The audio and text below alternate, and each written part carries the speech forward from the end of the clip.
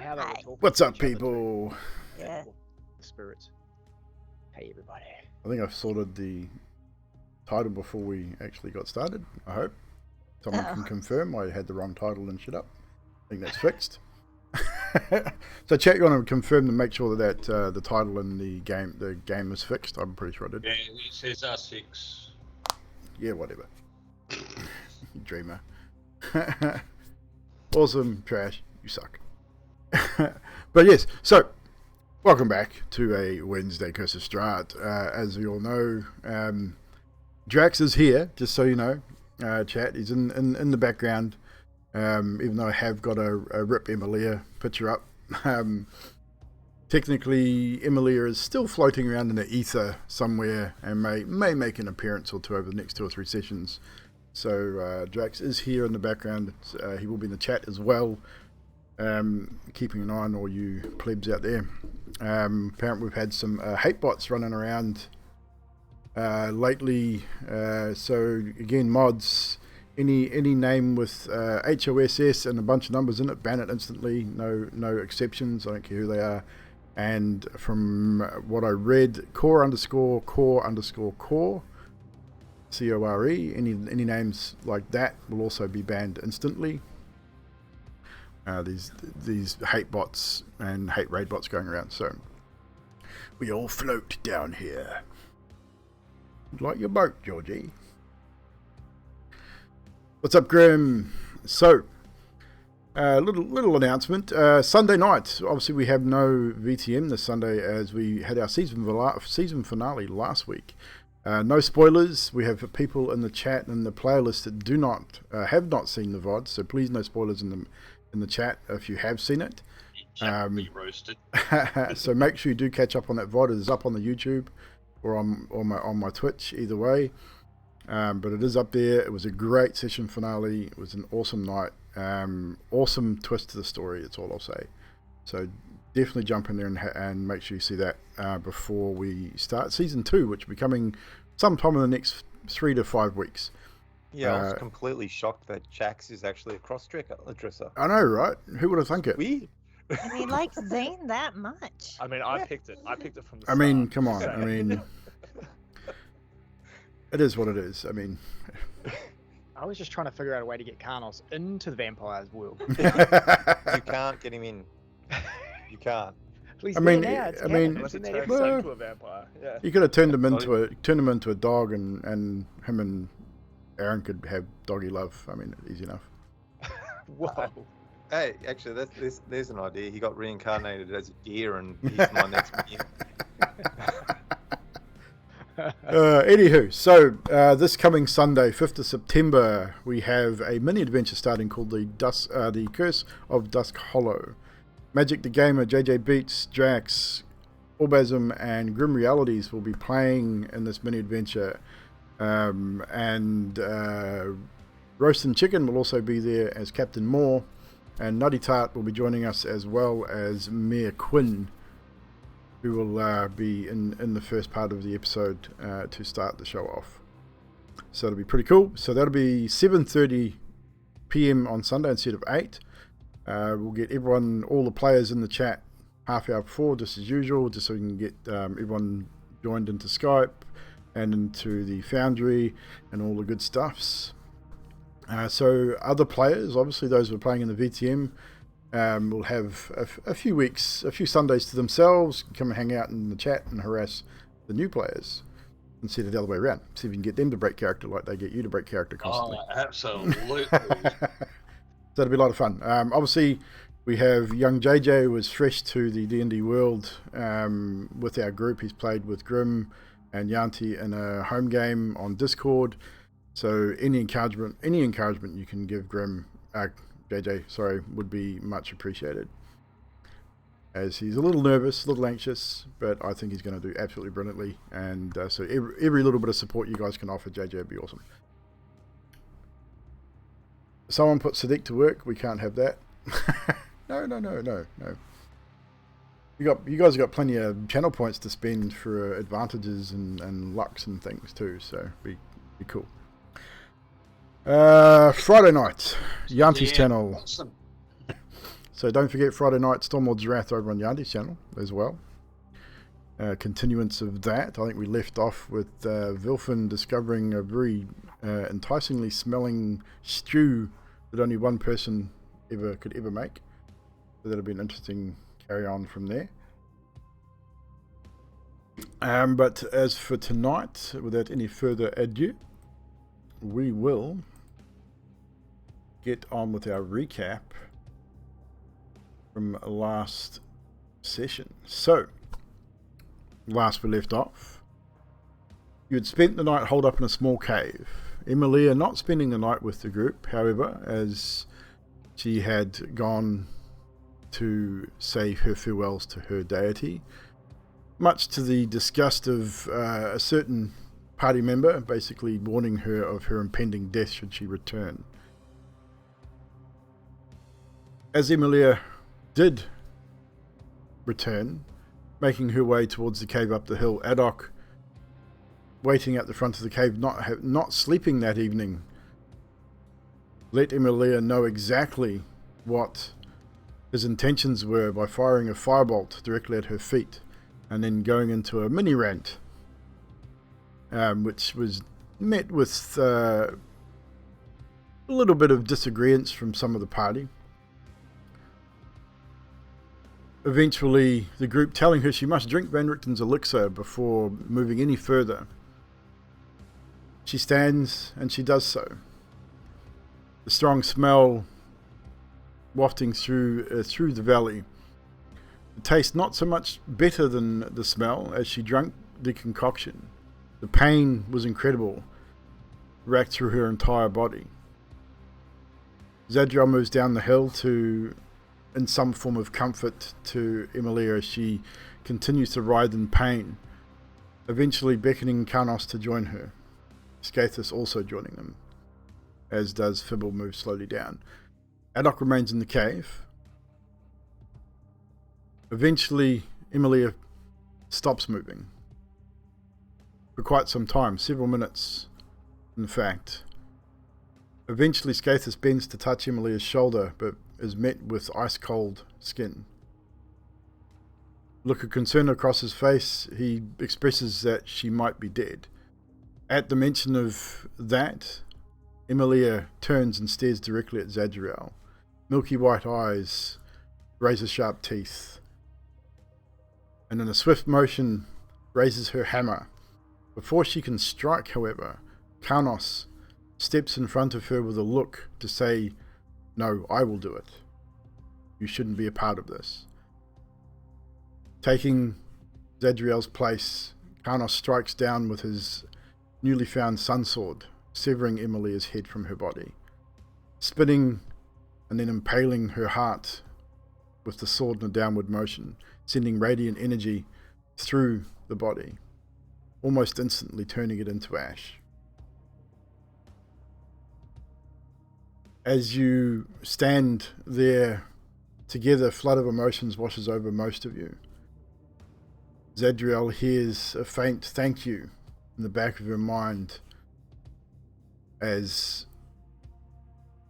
the wind picks up and moves some of the ash around, not blowing it away, but some of the ash is collected. Adok, sitting in the cave, glances up and sees an apparition in the shape of a young woman or girl with a wolf mask. Raises a hand in a goodbye gesture, then slowly fades. After some time, Esmeralda suggests that you should accompany her towards Kresk, which you agree to. As you make your way northward through the woods, more discussion was had about the card reading and that maybe you should stop at Argnvost to see if you can find whatever the card may have been alluding to in the highest point. Reaching Argnvost once again, looking at the building, you notice that the tower, the rear of the building, stretches high above the house itself. Making your way through the house, paying heed to stay away from Vladimir's room and not disturbing him any further, you make it to the tower. You walk through the tower. Adok in a state of inebriation, as he'd been drinking heavily for most of the journey. At one point threatening to jump off the balcony for a bet, a gold, and Esmeralda didn't take too kindly to this and threatened him somewhat. Shortly after that, you made it to the next floor up, and you found yourself at the top of this tower. Small room, didn't seem much in it, very dusty. However, Esmeralda was no longer with you. She seemed to have had vanished at some point while you guys were talking. A search of the room, Addox detect magic, discovered a small amulet in the shape of a sun with a gem in the center. Fibble, spending time with it, casting a spell of Identify, marks it as the holy symbol of Ravenkind, an artifact which will do you greatly in your battle against the undead. And this is where we essentially rejoin you now as you exit Argnvost, making your way back down the tower, back through the building, out the front door. And we join you now on the steps of Argnvost. As you stand there looking out the front of the building, the mist, it's sort of early afternoon, the mist is hanging thick around the house, thicker than usual. As you all look about, you all see it. Slowly, a figure forms in the mist out beyond the statue. Tall, thin, wearing nobleman's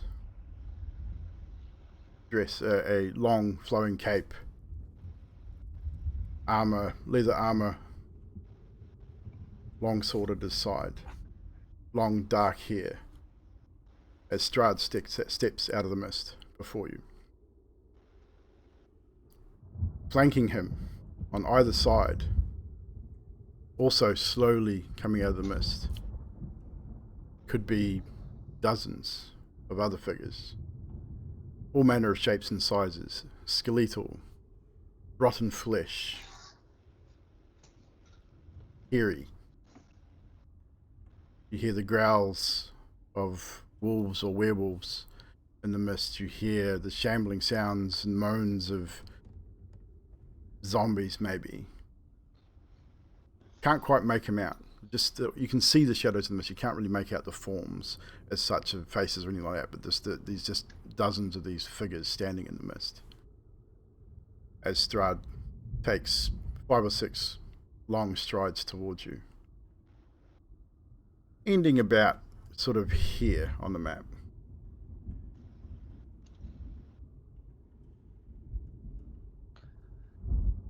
As this figure stops and approaches, a slow applause can be heard emanating from Strahd. What follows is a booming, velvety resonance as he looks at all of you and says, "Ah, the symbol of Ravenkind. Well done. Travesty with what happened to Emilia, though. If only there was something you could have done to save her instead." "Oh, that's right. There was. Shame. I did try to warn you. But no, cling to your symbols, your baubles. I, for one, tire of this charade, this false hope to rise against me. So, here I am. I come to you, once again, with an offer. A contest. A chance to be free." He looks at you, Karnos.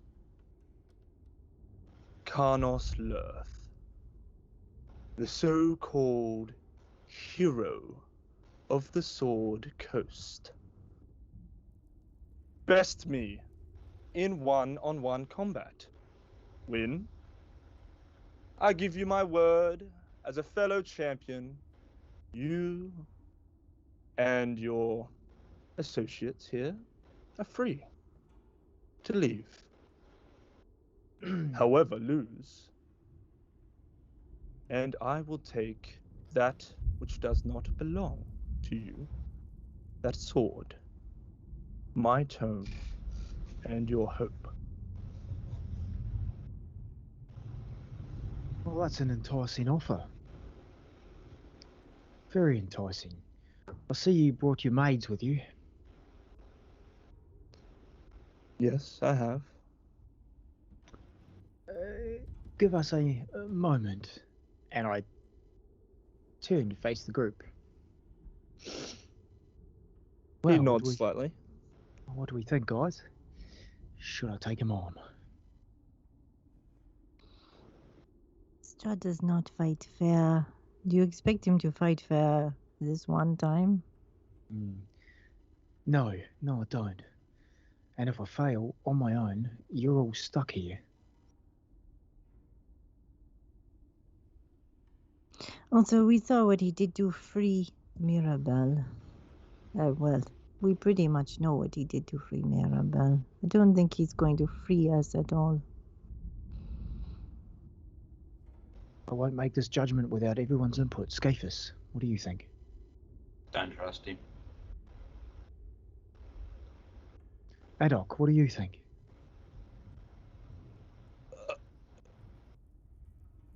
I'm not quite. I'm just gonna wait in the castle real quick. Mr.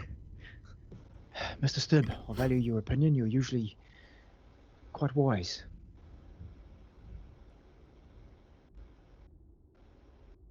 It's an interesting proposal. But, yeah, I don't think he would, A, uphold, what he's saying. B, champion of what? Are you talking about me, champion, or him? No, champion? no. It's Strahd. He's saying that he's a champion from one champion to another. So, Well, I mean, he's right. I mean, I am a heroic champion of the Sword Coast. I must admit, he got my title right. At this point, you just hear him from the distance. Just say, you realize I can hear all of you. yeah, and do we care? No. So shut up and let us talk. First of all, I, for one, am quite insulted you would even question my honor and my word. Yeah. Right. I have. Shush. Evil. Read talking. Do not tempt me, little one. I'm sitting there asking. Feeble. Carlos turns back around and steps forward and says, sorry, we mean no disrespect, Mr. Strahd. Lord Strahd, King Strahd, Inner Strahd, I don't know, whatever it is. Nonetheless, you are a mighty champion, and I do think battling you would be very honourable. However, some of the things we've seen you do around here, what you say to us, hasn't quite rung out. It's like playing with a genie. The genie says, yeah, I'll give you lots of gold, but it gives you lots of gold and shuts all the doors. You can't get out and you die because you can't eat. So I get that feeling about you.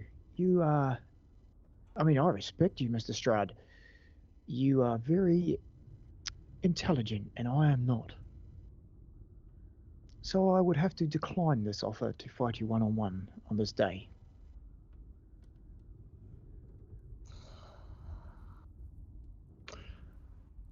He thinks for a moment. You see his piercing gaze unblinkingly just stare you down. A minute goes by. He says, well, I, for one, do respect your decision.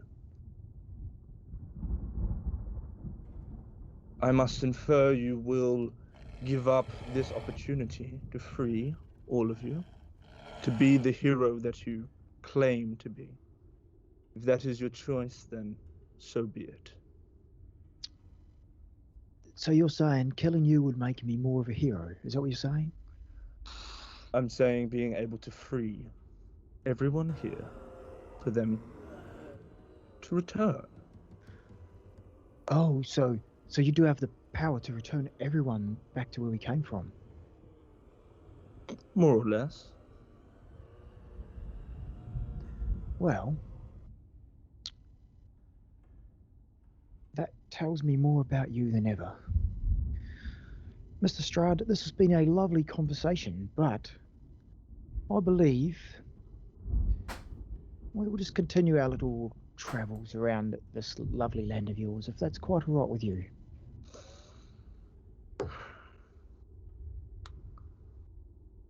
He then raises a hand, a single hand, open palmed.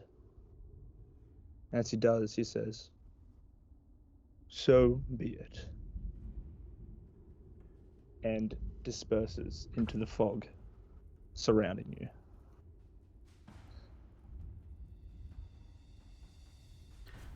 As Strahd does so, and disappears in a swirl of mist, the other figures standing in the mist, however, do not.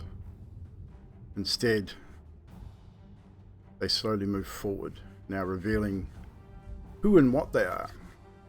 You now see surrounding you and the mansion, seems on all sides as you look around, dozens upon dozens of wolves, direwolves, werewolves, zombies, skeletal figures, vampires, all manner of undead creatures. More than you've ever seen since you've been in this land. They slowly start encircling and pushing forward towards you. What do you do?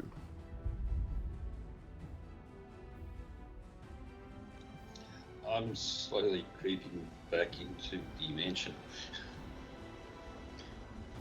Yeah, Carlos would do the same. He'd be like, okay, I think we're outnumbered, guys. Time to back in, maybe somewhere we can congest these things. Do you think the Revenant dudes would help us against these guys? Moving past, moving in. So Yeah, move yourselves back in. You should be able to move, hopefully. Move yourselves back into the house. If you can't move, let me know. I'll move you.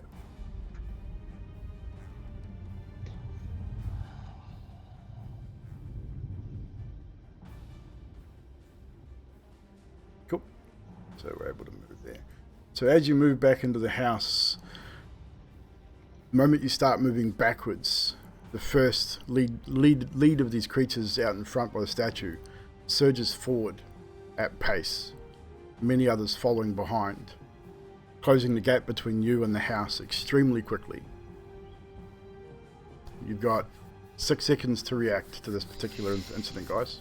General Divinity. Carlos will call out, should we pull into a room so they can only come in sort of 1 or 2 at a time? Sounds good. The doors for that, are they in good condition or in state of... Main doors, they're in fairly good condition. They're open at the moment. I get that, that's why I'm asking. There's nothing to bar it though, is there? Roll investigation. If that's what your reaction is, to look for something to bar the doors. Yeah.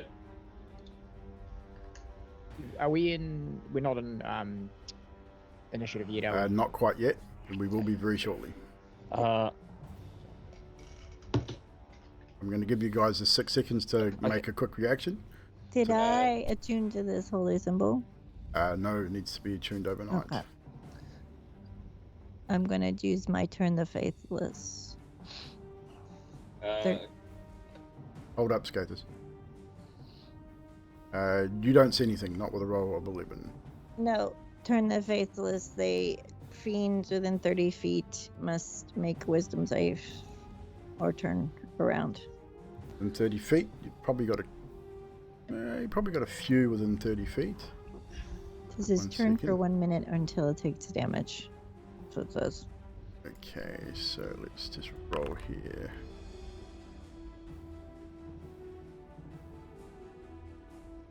That was not supposed to be me rolling. That was supposed to be the DM rolling. Wrong roller.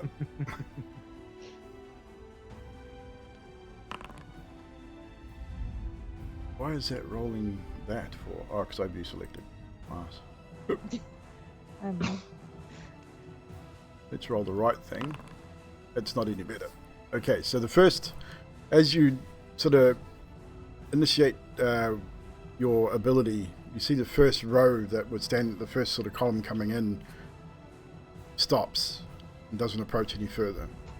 Do they actually turn and go the opposite way, or that just stops them? It just says on failure, the creature is turned for 1 minute or until it takes damage. So I don't know if that means turn to our side or turn, or I don't. It normally, the turn undead normally means that they're stopped and their tracks or turned away. And they have to move away from you. So, from memory. So we'll say that they've stopped. They can't approach any closer, and if they move again, they have to move away from you for that minute.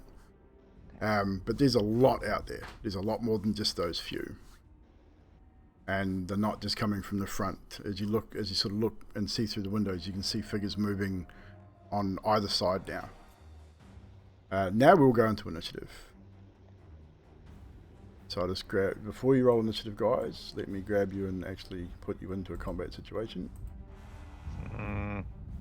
Wine cellar. Wine cellar? Yeah. It's one more door in. Okay. That's sort of what I was suggesting too. Good So idea. roll initiative now, please. Cool. Running to the wine cellar too. As well. I'll allow you guys to get to the wine cellar if you wish. Okay. That's where I definitely want to run to if we see that on the way in. Yeah, and I think Fibble didn't make his move, did he? So, do we know where the wine cellar is? You've been there. You'd know where it was. Yeah. You've not been through those particular doors, but you know where it is. Yes. God damn it. So Carnos is the only one that's not in the cellar. I forgot how to move my character because I'm dumb. Been a while. So you move into the wine cellar. As you do so, we will start our initiative order here with the hordes outside going first at this point. The moment you go through and close those doors behind you, if someone would like to close those doors, that would be great. You know that one of the doors has no door on it, which is here. There is no door on this particular. The door is hanging off and busted. But for the moment, you seem to be safe. You hear the crashing of wood and glass from outside of the room you're currently in, as it seems dozens of footsteps are now milling around outside. Before you know it, the first series of thuds comes at the door you are now standing. The door is not barred. Someone's going to have to throw their weight to get in, otherwise they're going to get through there very, very quickly. So, now we'll go into initiative. Carnos, you're first up. Adok, you're on board after that. What are you guys currently doing? You have the sounds of howls and growls and moans, the sounds of bone on bone. It's almost deafening. The sound of these creatures coming from all directions. You hear breaking glass from this direction. What are you doing? Okay, so Carnos would be looking at the group and say, right, should I bundle one of these barrels in front of the one door and just take everything on from in this, or do we cover up both doors and wait it out? Cover both, then maybe. I can help. So Carnos will go for that first barrel behind him and just get him behind it, try and push it over to the double doors. You're looking at that barrel there? Yeah, correct. Yep. Okay, you're not going to be able to do it by yourself. It is a heavy barrel. No. It's still got liquid in it, so it is very heavy. So you're going to need help. Who is going to aid in this endeavor? Zadriel. So I'll get you both to roll, and we'll take an average across both rolls. Just a strength roll, is it? Just straight strength, yeah. Straight strength. Ah! So strength checks, 10. And...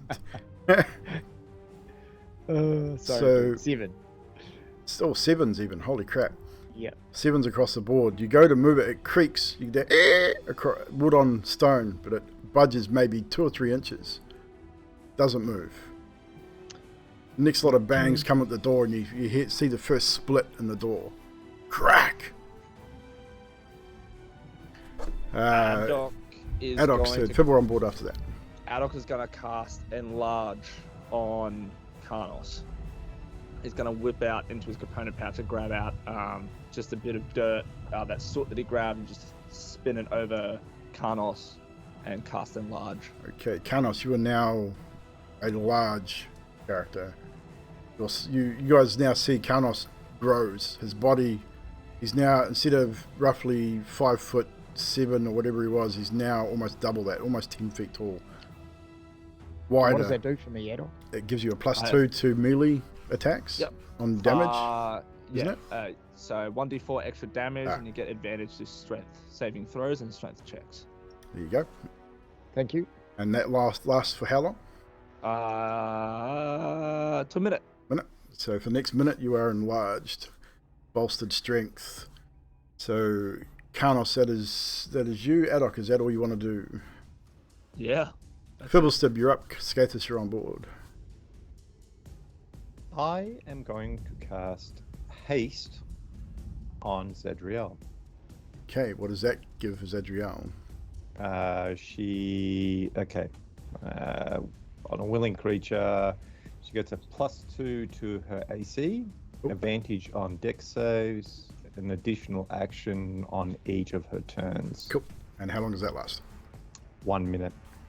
Again, mark it down. Take note of it, guys. Is that your turn, Fibble? Yeah, that's all I can do. Skathis, you're up. Zedriel, you're on board. Looking at the 2 barrels closest to the doors, having a look at what they're propped on, it'd be easy to knock them out, or They are quite heavy, and they're on a cross-braced platform, so you'd have to lift them to get them out. And you'd probably not be able to do that on your own. They can be moved. Like you can see the one that Zedriel and Karnos tried to move. It moved. Just they didn't have enough oomph to get it going, to get it sort of going. there's not really much I can do at this stage. So I'm standing down. That's it. You're gonna not do anything. Skathis sort of looks around, not sure what he can do at this point. Zadriel. Karnos, you're on board. Nothing has come in yet, no? No, the door, they're still attacking the door.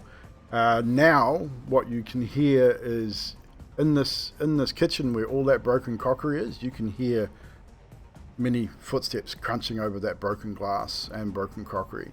So there's something coming through this room, and it's coming quick. This is an open doorway. Try again and yell at Karnos to help again, and try to move this one to that door. Okay, can I so you can. So we'll get Zadriel to make the roll. We'll give you advantage, but I'll give you the +2 on strength as well because of Karnos' size. Okay, so roll this advantage roll and So we'll add 2. Just add 2 to it. Oh, 12. 12. It's a struggle. You managed to move it about 2 feet, not enough to get it across the doorway. This is a real struggle.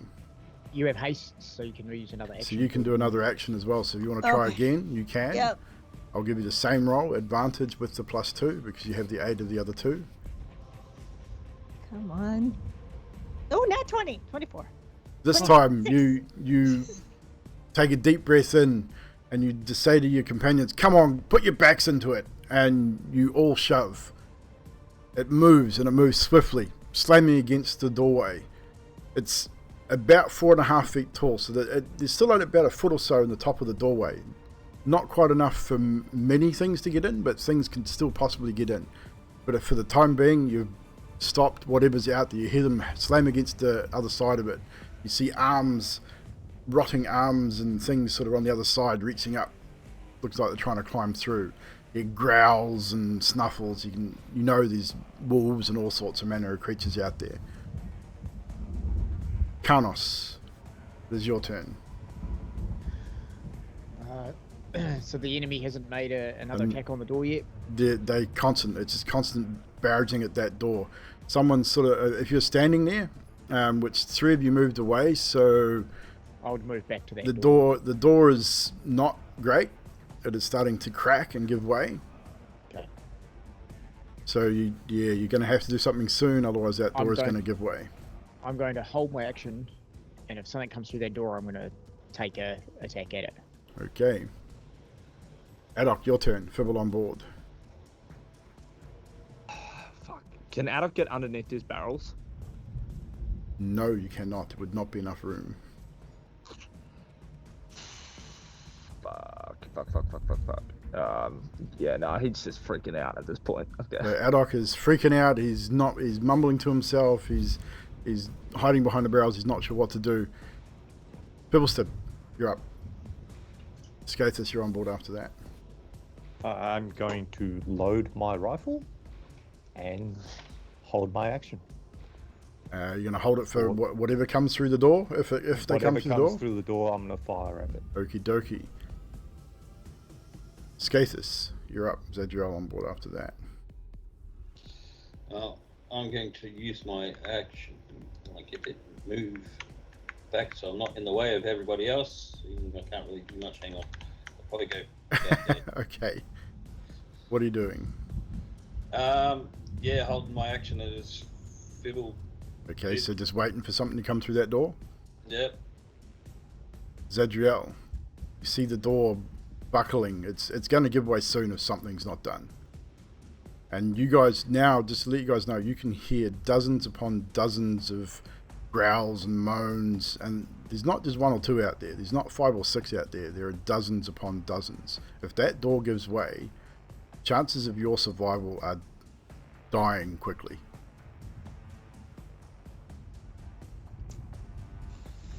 I am going to say, Emilia, we need you right about now. And I'm going to cast Spirit Shroud, and I'm calling forth the spirits of the dead to flit around me. Yep. Giving me an extra D8 radiant. Okay. And I'm going to position myself in front of the door because I don't know what else to do. So. Right. With that, before we get back to you, Karnos, the door splinters inward, sharing you all with splinters of wood. I need all of you except for Adok, who is hiding behind a barrel, to make a dexterity saving throw, please. Remember, if you are within 10 feet of Zadriel, you get a +5. Zadriel, you have advantage because of haste. So I would say, looking at that, all of you except for Adok will get this. Adok doesn't have to make the save anyway. 11 for me in total. 16 is the DC. If you're under 16, you get a +5. Okay, so a 16. So it's 16 for Karnos as well. No, Carlos. Oh, you got a 6. Okay. Total 11 with that, yeah. Okay, so anyone with over a 16, you only take half of this damage. If you're under 16, you're going to take 20 points of piercing damage, as you are literally peppered with splinters of wood. The rest of you will take 10. And what piles through the door is maybe 4 or 5 zombie-like creatures as they sort of fall in and start scrambling forward towards you guys. Sweet. So behind them, what you can see is dozens more. Okay. All manner of creatures. Bone is like, it's hard to sort of see what's what with the hordes of creatures that are out there. So those of you had held actions. Yeah, and so I stated I was going to hit whatever first stuck its arm So through the we'll door. go with you first. Straight away with the sun sword. Roll to hit. And god damn it, rough tonight. 15. It'll be enough to hit. A lot of these creatures don't have a huge constitution. Just give me 1 second here. Yes, that'll definitely hit. Okay. So first damage, 11 radiant. 11 Or radiant. all radiant. It'd be all radiant damage, wouldn't it, with a sun sword? Yeah, it's all radiant for sun sword. So. And yes. Sorry, because he gets 2 attacks, so I'll make the second attack. Make your second. And yeah, resolve all of 25 your to hit. attacks. Yeah, so they both hit definitely. and another 12 radiant damage. So with that, you're able to decapitate one creature as it comes through with a double action, backwards and forwards, removing its head. Body stumps forward. More creatures sort of piling in over top, surging forward. Anything else you want to do? Yeah, so I would, because I have my shield up, so I would, looking at the barrel behind me again, just go, gotta get that damn barrel and there's too many. And I sort of move away to behind the barrel. Yeah, you can add a D4 to. You'd be able to add a D4 to those attacks too. Just remember that for next time. Shit, yeah, I forgot Didn't about really that, but matter for they this hit, so instance, that's but okay. yeah. Cool. So it's a D4 on the damage, not the attack. Just the damage I've written that. Yeah, that's cool. So you I'll move try back and to move it. You move back towards the barrel. Yeah, trying to put that barrel. No worries. We'll put you back in that position. Who Something else like held an action? Fibble, you held an action as well. So fire away, sir. 10. That'll hit one of the zombies who's burst through. Okay, so I need that zombie to do a dexterity. Well, actually, anything within 5 feet of that zombie to do a dex save. I'll just do a universal dex save here. Because why not? 17. Yeah, they pass, so they don't take the fire damage. But it's 7 points of piercing. 7 piercing. That is loud, that music. I'm so sorry. Bring that one down a little bit. Right, so it it's not enough to stop the creature, but it's definitely taken some damage. Skatis, you held an action as well. Yep. I'm going to use. Yeah. Where do I have it? I've got that spell. I've got it somewhere. I know I do. Somewhere. Wrong one. Oh, that one. There. Where is it? Come on, you should know where this shit is by now. No, never. Crystal of Unbroken Air. So any creature that's there, I'm attacking one of the creatures that are there. That's right. Do you have? What's the range on it? 30 foot. Rightio, you're definitely within range. DC 13 on strength.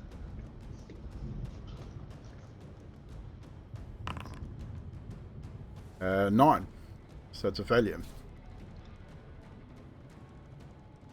And he gets 17 damage. Second attack? Was that? That's a key point, isn't it? Yeah, and gets pushed back 20 foot. And not prone. He'll be knocked prone. He won't be pushed back because there's no space for him to be pushed back with what's behind him.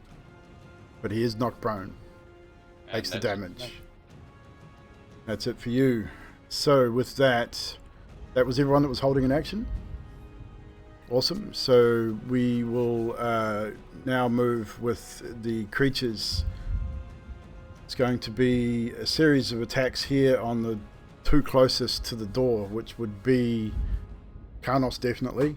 Zadriel, you had positioned yourself in the doorway as well, or towards the door. Mm-hmm.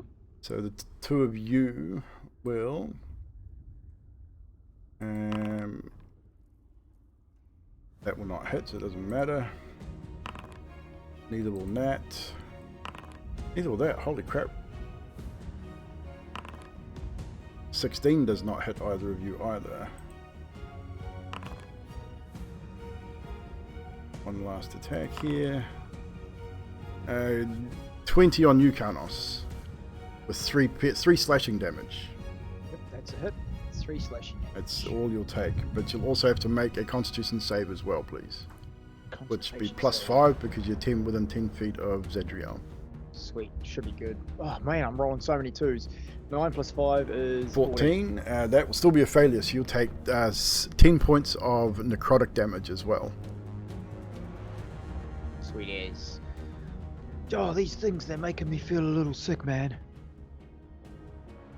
So with that, we're back to the top of the round. As these creatures are starting to pile in, it looks like you're at about half a dozen or so squeezing through the doorway, falling forward over themselves, just clawing out as they come through. Karnos. I'd sort of call Zadriel, this damn barrel again, there's too many. And I'm going to make a strength check on that barrel to try and push in front of that door. So I will give all of you a chance to aid Karnos in this endeavour as he is called out. And I'm large now too, so I've got the extra on. Yep. So I get So advantage. you on get this. advantage, and again, if everyone else pitches in, I'll give you a +4 to your strength check. Okay, sweet. Does everyone else pitch in and try and push this barrel forward? Zadriel does, yes. Yeah. As you all work Okay. in unison, for the first time since being in Barovia, you all work together, pushing the large wine barrel. What is your check, Karnos? 25 in total. 25. You shove with all your might, managing to squash and possibly looks like you may have killed another one of these creatures underneath as you slam it against the door frame. Some of them are still going to get in, but it's going to definitely slow them down 100%. You push and you hold it there for a second. Not really a chance to rest, but maybe a chance for a quick breather. So I'll give you 1 round of either RP or something you want to do before the next thing happens. So again, Karnos, that was your turn. Is there anything you wish to say or do at the end of this turn? Yeah, basically just go. If we can keep pushing barrels towards both that end of that room, we'll barricade ourselves in here. Don't know if they'll give up eventually, but I'm hoping. And that's pretty much what I'm saying because I got no more action yet. Okay. Next up is, I believe, was Adok. So there's only one barrel blocking that door there. There's still that second door that's open, right? There's a barrel on the second door as well, so you've got a barrel on both doors now. There's still gaps at the top, so you can see now by the door that's marked, there's a creature trying to crawl its way through, as it's sort of another zombie-like creature. Great. Adolf's going to reach into his kind of patch, pull out a bit of spider web, and just fling it at 2 points of those gaps in the door, Yep. and just cast web. Cast web across along it. the top. Yeah. Nice. Make a intelligence roll for me just quickly. Okey-dokey. Just an intelligence check. Natural 1. So it's Natural 5. 1. It works, but I know what you're trying to do. I don't think web works quite in that way. Try to block it with the webbing, stop them from coming through altogether. Is that what you're attempting? Yeah. It just says it has to be anchored between 2 solid masses, such as walls or Yeah, trees. because it whatever. normally creates difficult terrain, though. Yeah. Yeah. Creatures need to make a dex save or they become restrained. by Okay, the- that's cool. Yeah. So it stretches across there. It's not quite as neat and tidy as you would hope, but it seems to be holding. There's already a creature in the doorway, so it's kind of entangled him up a little bit. So I'll make a quick roll for him. One thing just for your, it might be an issue because it might catch some people. It's a 20-foot cube. It'll cover the entire door and the barrel. Okay. So So it's not going to catch anyone else. Just no, I think Carnos, yeah. for flavour, I think we'd say you'd be able to, even though it's normally that, you're focusing it on that one position. Yeah, so we'll say that it's covering that whole area. No, you're not going to try and purposely catch anybody in it, and you would I would say you'd have enough nous to say, "Hey, look, guys, get out of the fucking way. This is going to be sticky." Plus, we'd sort of be back where that Yeah, barrel is now exactly. as well. So I'd say there's enough room there for that to happen. So we'll just make a quick dex check here. That was a natural 1. So the one that was climbing through there is now caught in it, and as you can see him writhing, trying to rip at the webbing. So that is your turn. Anything else you want to do? Anything you want to say? Oh shit! Crap. The moment that happens, Karnos's hugeness would shrink back to regular size. And Karnos, you shrink back to normal size as he splooged all over the doorway. And no, that's just it. Adok is just going to be quivering in his little boots. No worries. Fibblestib, you're up. Skathis on board after that. So is there anything Fibble wishes to do before we get into the next round of skill checks? First question for the DM. If I was to get on top of one of these barrels, would I be able to see over the other barrel? I would say it would give you a bit of an angle, yeah. Right, so I'm going to suggest... They're all the same size, so... Yeah, I'm going to suggest to Karnos or Zadriel lift me up and put me on top of the barrel. You could climb up there easily enough. You'd get up there without a dex check, as far as I'm concerned. And then I'm going to start shooting, like, basically using it as an advantage point to start shooting. Shoot through the gap? Yeah, shoot Duly through the noted. gap. So, So I'll put myself here. Yep, that works. That's the barrel I'm getting on top of, so I can shoot. Yep, that gives over you this way. that gives you line of sight into there. And what you can see now, Fibble, is you can see the hands and you see again a body slowly sort of getting up over the top as it's either getting pushed up or climbing up. What you see behind that is frightening, even to you, someone who's generally not scared of a lot of things. That room out there, that large room that was empty before, is filling up fast with all manner of undeath. You've never seen this much undeath anywhere in your whole life. You've never seen that many enemies anywhere in your whole life. It is filling up. You can hear the sounds, all of you can hear the sounds around the entire building. Scraping on the walls, fingernails and claws just scratching at the walls all around this room. You can hear them scratching and biting at the barrels, the moans, the growls. It's almost deafening in this room at this point. It is not a good position to be in right now. But all I'm going to say after I see that is go, guys, fuck, I wish I had a rod of fireball. Scathus. I'd Was like to do Zadriel an on board? investigation on the roof and the back wall. So you want to check this room for integrity or weak Integrity, points? Yeah. Are you proficient with mason's tools or I am woodworking with or anything like that? mason tools, I am. Okay, so if you want to inspect the stonework, you don't know much about wood. Roof looks solid enough the ceiling looks solid enough from your perspective. If you want to inspect the rear wall and one of the side walls, roll a investigation check with your proficiency added. How do I work out what my proficiency is? Should be at the top of your sheet.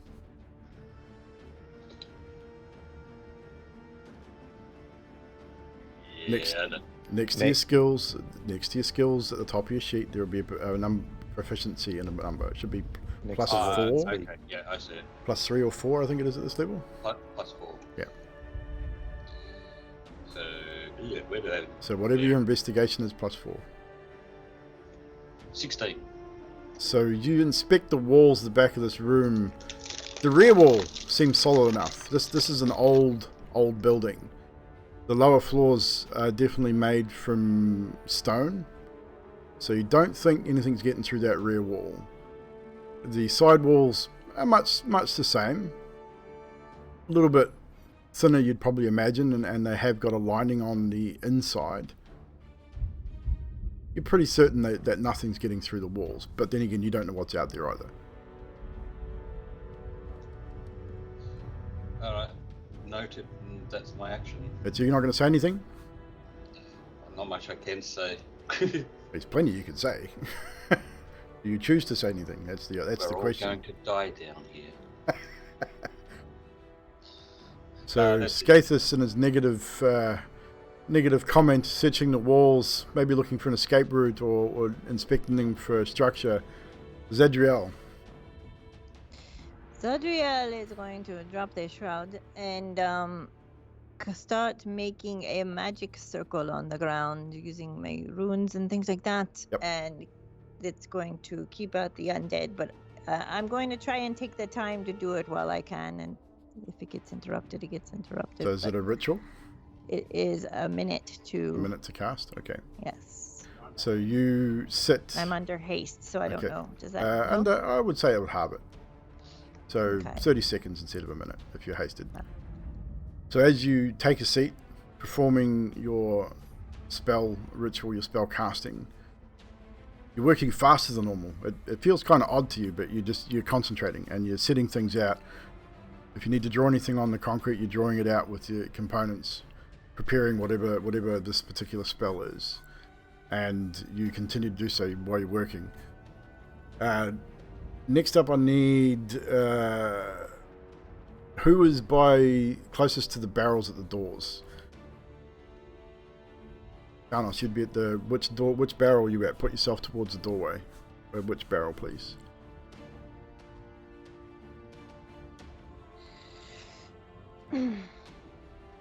So you're at that main door?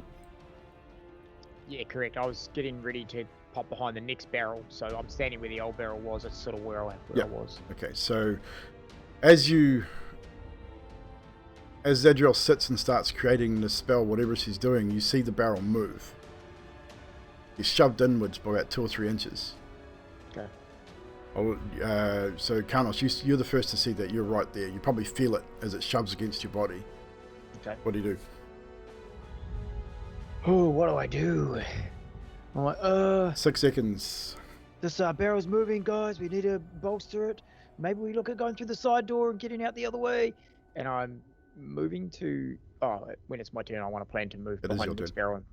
Oh, it is my turn. Okay. I'm going to move to the next barrel and just coerce everyone who's on the ground, except for Zadriel. She's busy to push this one in behind the other one. Can we push this one in, guys? So do Adok and Skathis, do you aid Karnos in his activity? Another barrel to go in front of the quick, door. Smart. Yeah. So strength check with advantage. No addition for your size this time, however. That's fine. Looks good. 23. 23. Good enough. Come on, boys! As you put all your weight behind it once again, scraping of wood on stone as you slam into that barrel, pushing it back against the door frame. Second barrel now sitting in behind the first. Seems to be holding. Skathis, actually Zadriel, you'd be the closest. As they shoot past you on your right hand side, shoving this barrel in behind the first, you see out of your left hand eye, as you sort of glance to the left hand side, that barrel in that other doorway lurches forward about a foot, and a wolf gets in between the gap and starts coming directly at you. So I yeah, you won't have a chance to react at this point. Nope. Karnos, it was your turn. Adok, it is now your turn. Fibble, you're on board after that. Adok, you would now see the wolf come through as well, as would everybody else, except for Fibble, who's up high and wouldn't actually see it until it would be on Zadriel. On that point, he's focused on that door. So Adok, it is your turn. Fibble, you're on board. Okay, I would straight away do a firebolt with my little flute. A firebolt with his little flute. For Whoops. a 15 to hit. A 15 does hit. Great. For a total of 13 plus 6, so 19 damage. 19 damage as you strike the wolf. It yelps, alerting everybody, including Fibble, to its existence now, as it stops dead in its tracks. Was focused on Zadriel, then turns and looks at you, Adok, and growls, as it is extremely pissed off that you just hit it. I do. Oh, alright. My apologies. Is that your turn? I would like to use my bonus action to make a nimble escape, disengage, and run. You haven't got far to go, but you managed to scoot back into the far corner.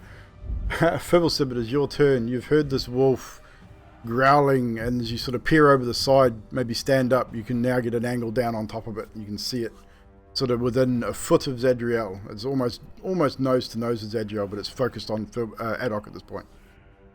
I'll take a shot at it. Fire away. Wait a minute. I think that's actually a critical hit, because we said its crit range is 19, right? For the rifle? I can't remember. Did we put that in there? We Double check your sheet. we couldn't. Yeah, we could never work out how to modify crit range. I think we did make it a 19. I think you're right. We'll make that a crit. Yeah. Well, it's 27 to hit. Yeah, it still hits, but we'll make it a crit. I'm pretty sure we did make it a crit range on 19 or 20. So it's 12 damage plus what I roll. So 22. 22 points of piercing damage. As this rifle reports loudly in this small room, all of your ears ringing at the report of the rifle, the wolf yelps as it is sent backwards about 2 feet, slamming against the wall, unmoving, as the shot finds its mark and destroys this animal. Zadriel, you would have seen this up close and personal, as it was very close to you. You are still frantically doing your thing. It did not stop, did not deter you from whatever you were doing. You're still going strong there. Next up, if that's you, Skathis, Fibble, Skathis, you're on board. You now notice this barrel is pushed a foot away from the door, and there's other things trying to get through that gap. Need a hand to get this other barrel down. Anyone help? So you now have, just for context, we have these two barrels here wedged up hard against this door. So you pretty much where the first barrel is, you'd have to climb on top to get to. Zadriel's sitting next to this working. There is one barrel here, which means that you have two barrels left to move. This one, or the one Fibble is currently standing on. Alright, I'll give you a hand. That one there's been pushed back, hasn't it? Yes. Yeah, that one got pushed. So it'd be this one. You've got this In one the middle. here in the middle that you can move. I'll Right. be helping from my vantage point. Oh, this is going to be fun.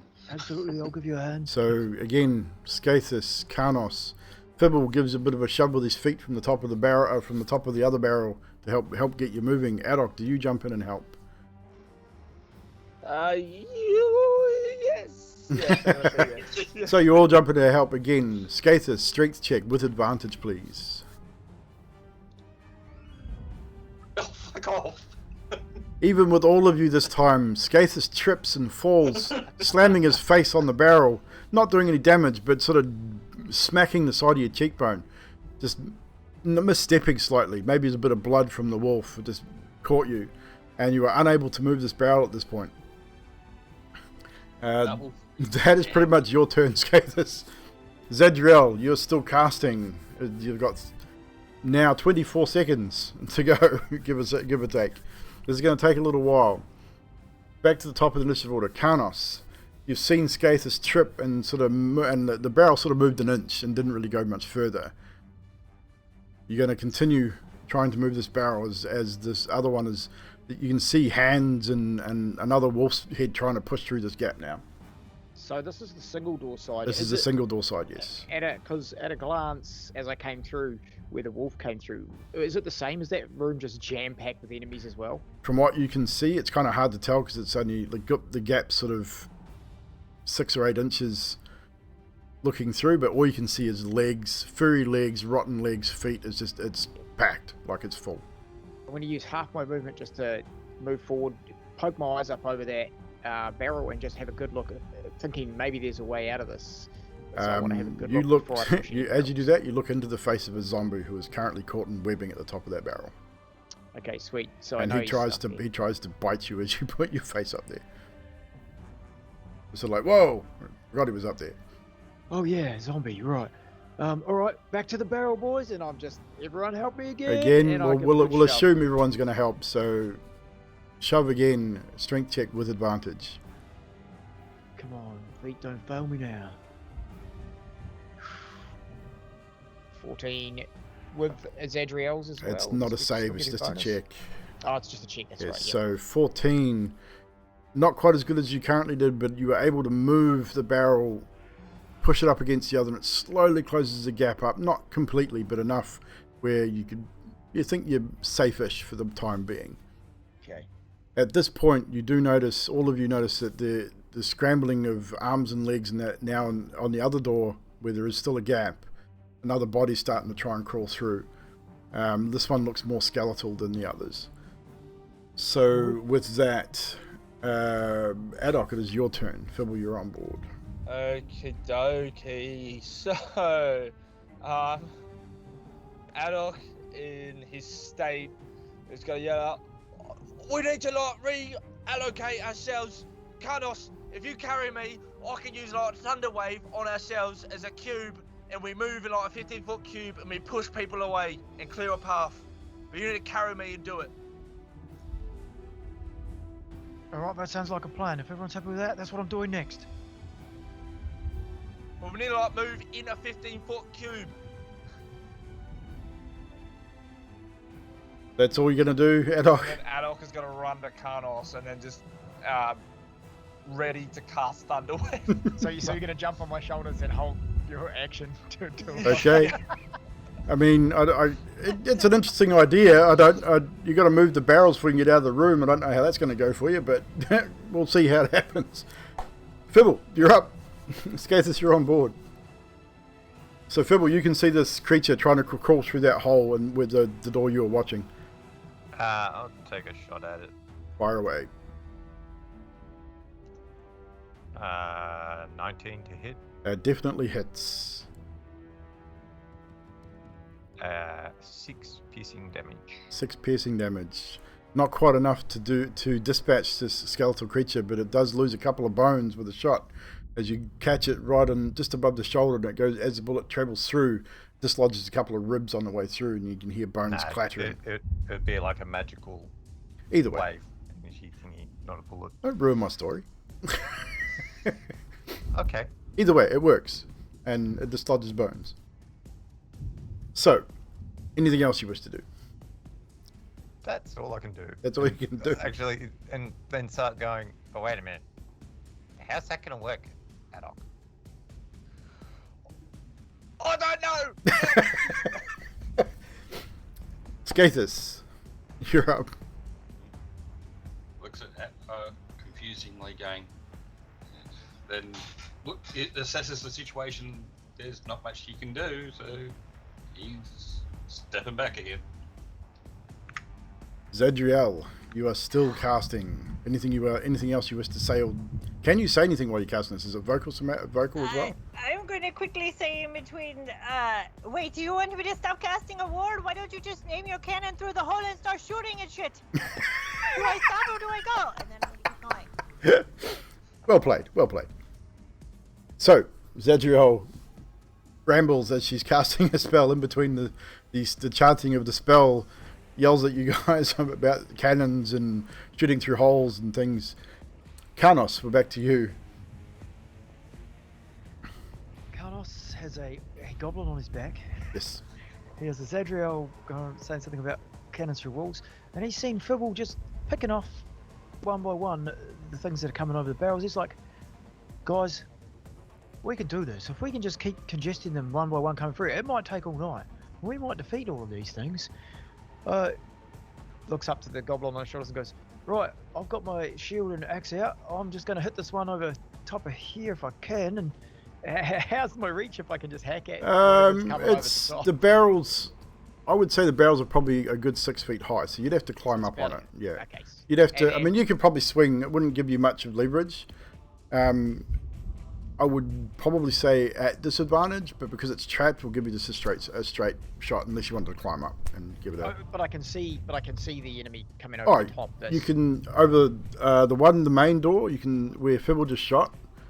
Standing back, you can definitely see that. This one, you can see his arms hanging, like he's hanging over the front, kind of thing. Okay, I'm going to. If you stood right next to it, you'd be struggling to see over it without sort of pulling yourself up and having a look. So where I am, I've got a good eyesight of it then. Yeah. Right, stay there, Haddock. If that barrel breaks, we'll do your idea. I have something I've been working on a little here, and I focus as intently as I can. I go, come on, DM, show me some of your radiance. And I drop word of radiance on that dude coming through the top of the door. Okay, he's trapped in the webbing, so it's easy enough to do. Constitution save. Con save. Con save 15. Let's see here. He is one of them things. Con save. That would be a 12.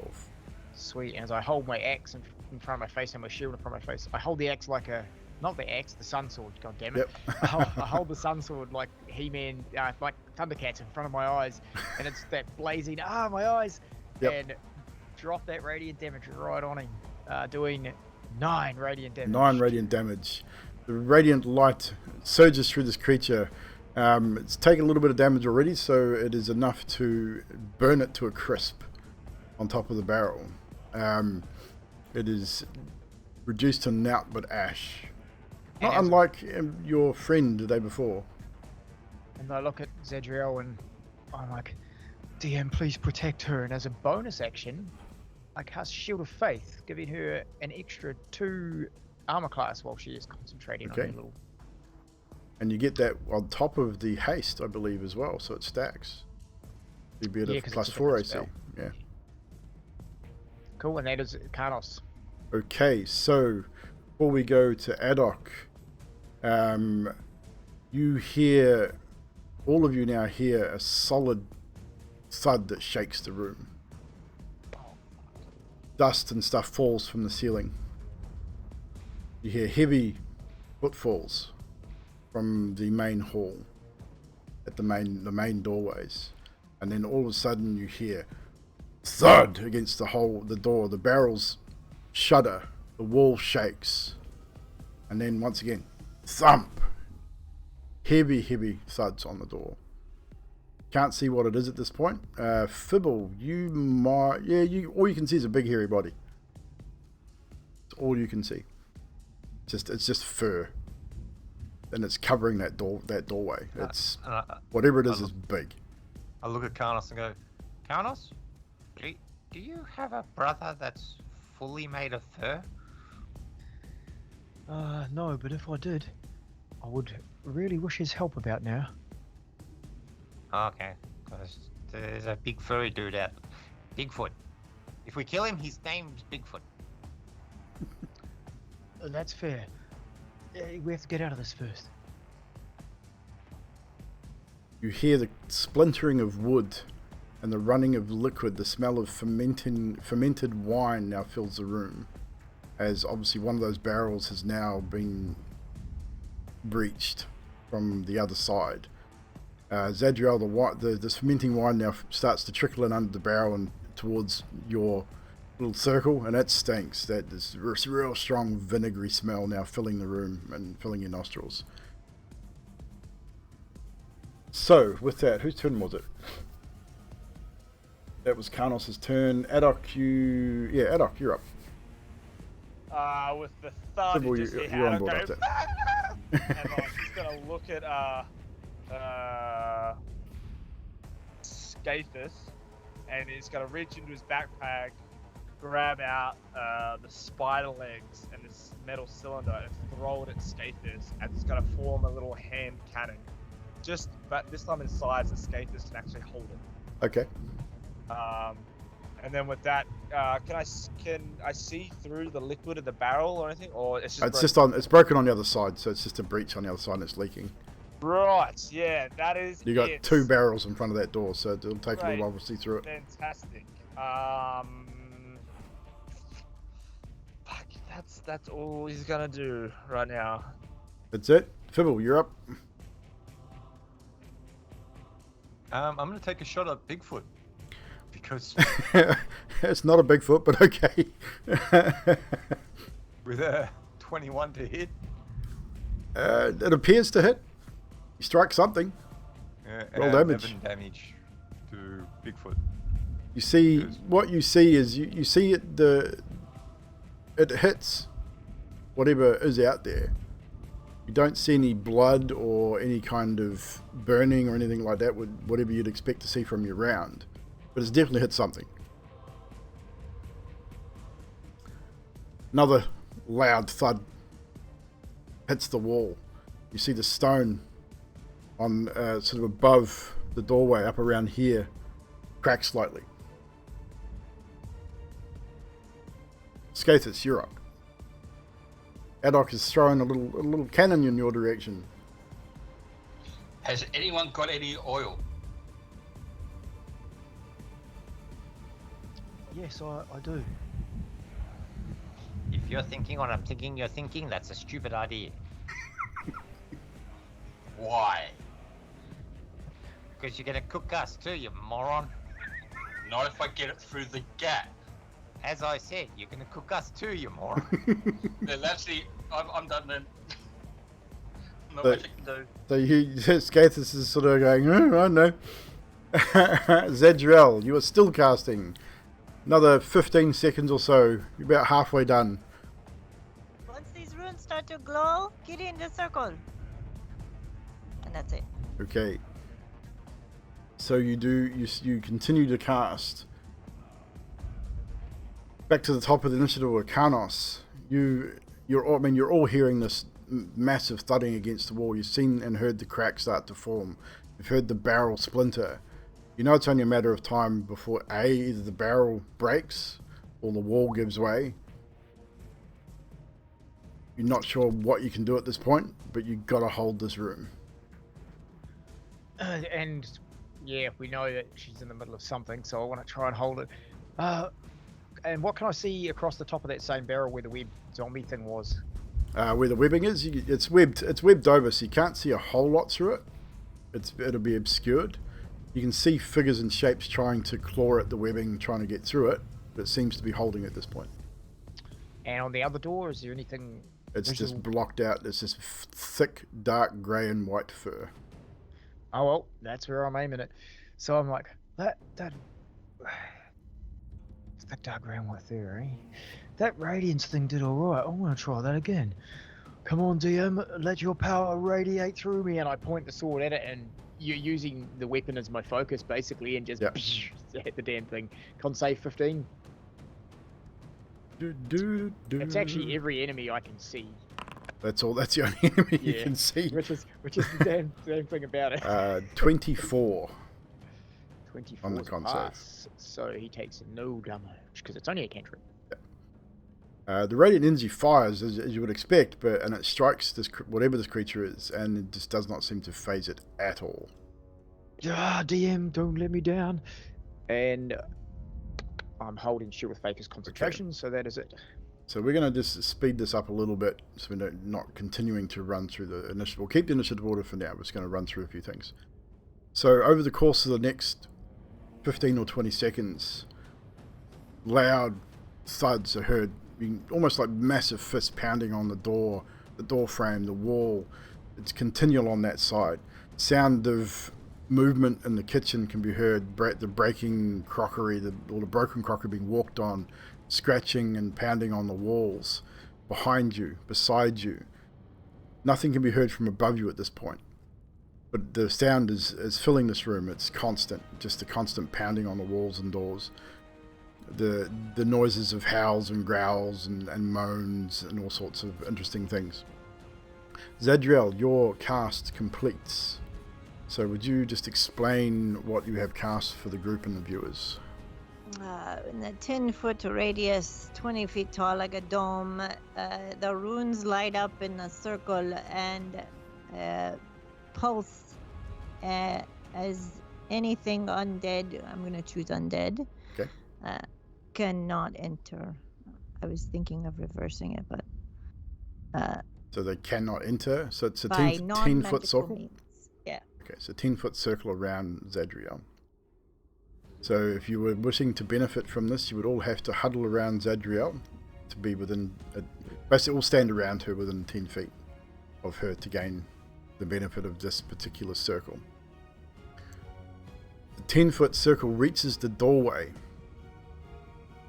The sounds of the thudding against the door stop on completion of this particular spell. You see somewhat light move back into the room, kind of, as whatever this creature was that was standing in front has moved away. Everything in front of that door seems to have moved back about a foot or two from the doorway. So you get the impression where you'd centered your cast has breached the doorway, just a fraction, enough to stop them from continuing to try and breach it. The opposite door, however, is not the case. There are still creatures out there attempting to scrape and claw and bite at this barrel and on the walls.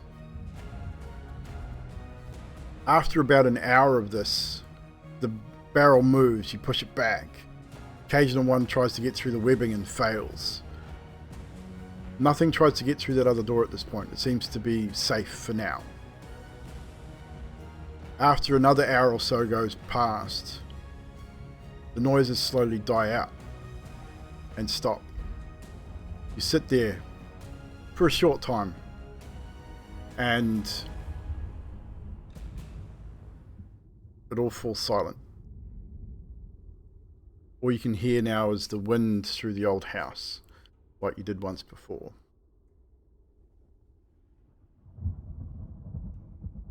as Fibble said, where you are, as you look and peer out above that barrel by the main door, room looks empty. You think you see the occasional movement, not sure, but you now hear nothing. What you do know, however, is looking out there, as you can see the sun has started to set. Zadriel would confirm this by looking at her shield, as the sun has started to set for the evening. I need all of you to make an intelligence check for me, please. DC is 12. Come on, high rollers. Natural 1. Karnos, you're oblivious to what's going on. 6. So who got over 12? Bibble, I know, got over 12. Adok got over 12. Skathis got over 12. Did Zadriel get over 12? No, you didn't get over 12. So Fibble, Adok, and Skathis. Skathis is remarkably intelligent. All of you sort of sitting there, Adok probably more so than anyone, you are 100% certain this is not done. You know, you've been here long enough to know that this isn't finished. This is another game that's being played. Bibble, you're pretty certain that it's not done either. I mean, you've all been here long enough to realise the games that Strahd's been playing with you guys. Whether he's pissed that you didn't accept his challenge, who knows? But you know this isn't finished. It's going to be a long, long, long night. What you do with that is up to you. For the moment, we're out of initiative. We're going to keep that initiative order for if anything happens. But for the moment, you're out of initiative. How long does that spell last for, Zadriel? An hour. An hour? Okay. So it's after an hour it drops. It all seems relatively quiet.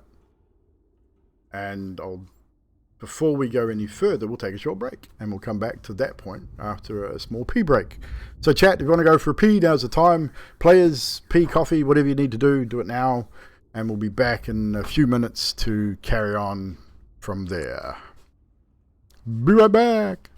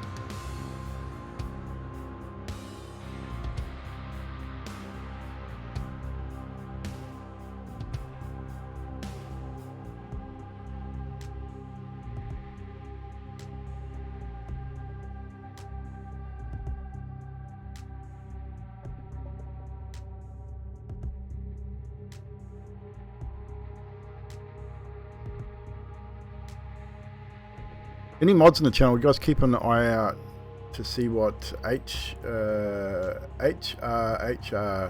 THRT does, please. Don't trust him. Just a follow. It's a weird follow. Names and stuff like that kind of make me suspicious. So users in chat, that only brings up ones that have actually commented, does it? Normally, yeah, but it just depends. Because I mean, there's Commander Underroot. Commander Root is a Furious bot. Is a bot. 320. It's a Twitch bot. Okay. Commander Root's a Twitch bot. It's in everybody's channel. Okay. Furious 320. Yeah, I mean, again, that's I've seen that name come up before. So, but just like keep an eye on any of the weird names. If they start making weird comments or anything, just ban them. Yeah. So Vic's in lockdown till late September. Yeah, New South Wales is hoping to be like, yeah, mid-October. I was like, nah, November. Bullshit. You're not a weird name. Well, you're a weird person, but not a weird name. You're currently getting, what, 800 cases a day? Yeah. To be honest, I've stopped. Yeah, I mean, like, we've just, most of our country's gone to level 3. We're hoping to be out into level 2 next week, but we just don't know. I mean, at this stage, I'm not holding my breath that I'm going to get down to Wellington in 3 weeks to see my grandson. So, well, I'm expecting us to be in level 3 at least that long.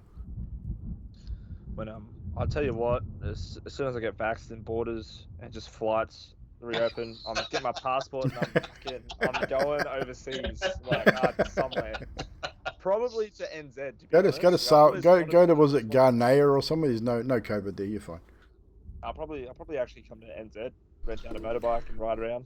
Yeah, that's if they open our borders and let you in. Oh, I'll get vaxxed. They'll make it mandatory to vax. You have to be vaccinated. Oh yeah, definitely. But definitely come and visit. 100%. That's you're allowed to get vaxxed at the moment, isn't it? Yeah, I don't. I'm booked in for it. I've got to wait. My first vaccination's not till 11th of October. I've had my first one. Essential worker, they're making us do it, which is good. I wanted to get it early anyway. Yeah, well, Cody and Jenna just got theirs because of those cases in Wellington. They started pushing them through. So they both got their first one yesterday, day before. Cool. And Nutty just got her second, so I'm not too worried about rushing in to change my appointment because she's got hers. I'm a homebody anyway, so I mean, chances of me catching it are quite low. One of my arms is mutated and I'm growing some horns at the back of my neck. I look forward to it, man. I look forward to it. Look forward to all the weird things that are going to grow out of my body. There's a lot of conspiracy theories. It's funny, isn't it? Well, it's also too. I mean, people are. I mean, the Pfizer vaccine. Oh, Pfizer's such a cunt of a company. It's like, who gives a shit? I mean, every vaccine that's ever been released started out the same way that this vaccine is, and it's only going to get better. It'll improve. It'll improve that's on the it. comment I had the most. It's mad 5G internet. Yeah. Well, okay. Yeah. That's the comment I've had the most. Yeah. Everyone's going, oh, is your Bluetooth any better? Is your internet any better? I wish. Oh, our internet's great already, so we don't need to improve it. Yeah, I know. I can see Trashy's disdain on the camera. I'll tell you what, when the government says, hey, I'm putting chips into people, I'm the first one there, man. That's a Fucking oath, cool man. idea. That's the epitome of laziness right there. I'm all for it. I'm refraining from saying what I want to say about things growing, but yeah. Oh, things grow all the time, Cam. I mean, to be fair. I want to grow. well, that probably does grow for you, Cam. You might get lucky. Yeah, I hope so. I mean, Pfizer did make fucking Viagra after all, so you never know that might be in there for you. So that's why I can't get it. People are using this Viagra. Right, chat. I think that's it for the Viagra talk. Now we'll get back to the story. But cheers, guys, for hanging out with us for the first half of the show. We're now going to get back into it. Thank you for the follows. New followers to the channel, greetings and welcome. My name's Evldoa. We're doing Curse of Strahd. This is episode 50. Essentially, this is a year for us. I looked at the dates, and this week would be basically a year since we started this campaign. So we did miss a few. Otherwise, 52-second episode would have been exactly a year, but we missed a couple of weeks here and there due to illness and stuff. So essentially, this is 1 year ago we started the Curse of Strahd campaign, a no-rush approach to D&D, story first. As you can see, a lot of RP. This is the first major battle we've had in some time. So it's all more focusing on story than anything else, which has been pretty cool. So with that in mind, we'll head back into the story. The mansion has fallen silent. It's been about 20 or 30 minutes since you last heard anything. Most of you get the feeling that this is not over. Strahd's not going to let you get away with it. He's held you here this long. What makes you think he's going to let you go now, even though the sun's starting to go down? Over the course of the next 20 or 30 minutes, I'll give you a chance to discuss whatever you wish to discuss. You will get a short rest in that time if you do wish to take it. But you can sort of rest for the time being, sort of discuss what you want to do. Carl's probably still with Adok on top of your shoulders. You probably hear him mutter something about calm before the storm. Just calm before the storm. We've got to go. We need to relocate. Yeah, agreed. Fibble, any ideas? Plenty of ideas. Yes, None so of use them gonna work. hit dice if you want. It is classed as a short rest. Obviously, those who regenerate spells on a short rest will do so. Those who don't will not.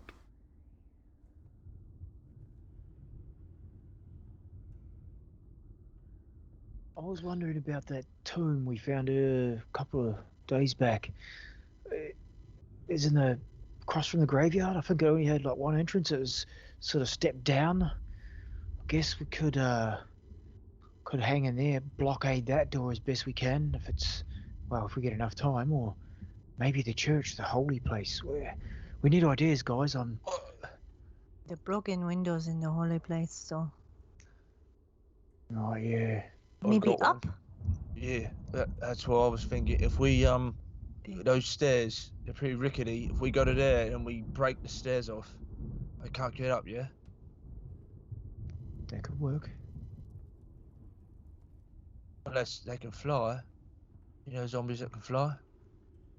No, but I can fly and get us down.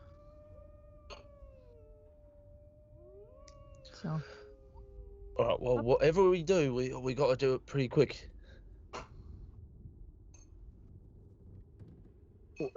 What about the top floor, where we found these things? They won't be able to get in there, will they? Or are we just putting ourselves in a grave? maybe we get past. Maybe they'd have to do the revenant on the way. That'd be good. That thing with the throne room thing. Park up by the Revenant and tell them Strahd's enemies are here. That's a great idea. No, last time we spoke to the Revenant, we got pretty much told not to annoy him. We don't say that his enemies are here. Strahd's friends are here. Yes. Maybe we should start moving before it's too late. So we're going up high? Oh, bye. Yeah. Okay. So You can stay on my shoulders if you want, Adol. right. So what is the plan? Yeah. What is the plan, people? I grab Fibble on my shoulders and start walking up the stairs. So which where are you heading for specifically? The area behind the Revenant, I think. Is that what we're saying, eh, guys? So where you found Vladimir, the throne room, is that where you're heading? To that floor? I think so. Before we move from this room, or as we're moving, Adok's just gonna point to his cannon and yell at Scaphus. Spot, are you cannon? That is yours. Pick it up. What? My cannon. Pick up my cannon and use it. Why? Are you daft? Use it. It shoots stuff. Just pick up my cannon. Pick up his cannon. So, you all You realise, after you. yeah, you all know that going up to where the Revenant Vladimir is, there's a massive hole in the roof there. That much you would remember before heading up there. So that is not exactly a secure area, and half of that floor is broken away as the other side of this building has been destroyed. What was the tower like? Can we remember what the tower was like? The tower was, I mean, there's only one way up the tower, definitely. It was sealed at the top, like it was covered. It wasn't like an open top tower. So it is potential as a potentially safe place. I mean, there's only one way in. Was there any furniture up there? Nope, it was empty. It was empty. Could we take stuff up there? Why? It's up to you what you want to carry up there. If you want Why? to carry something.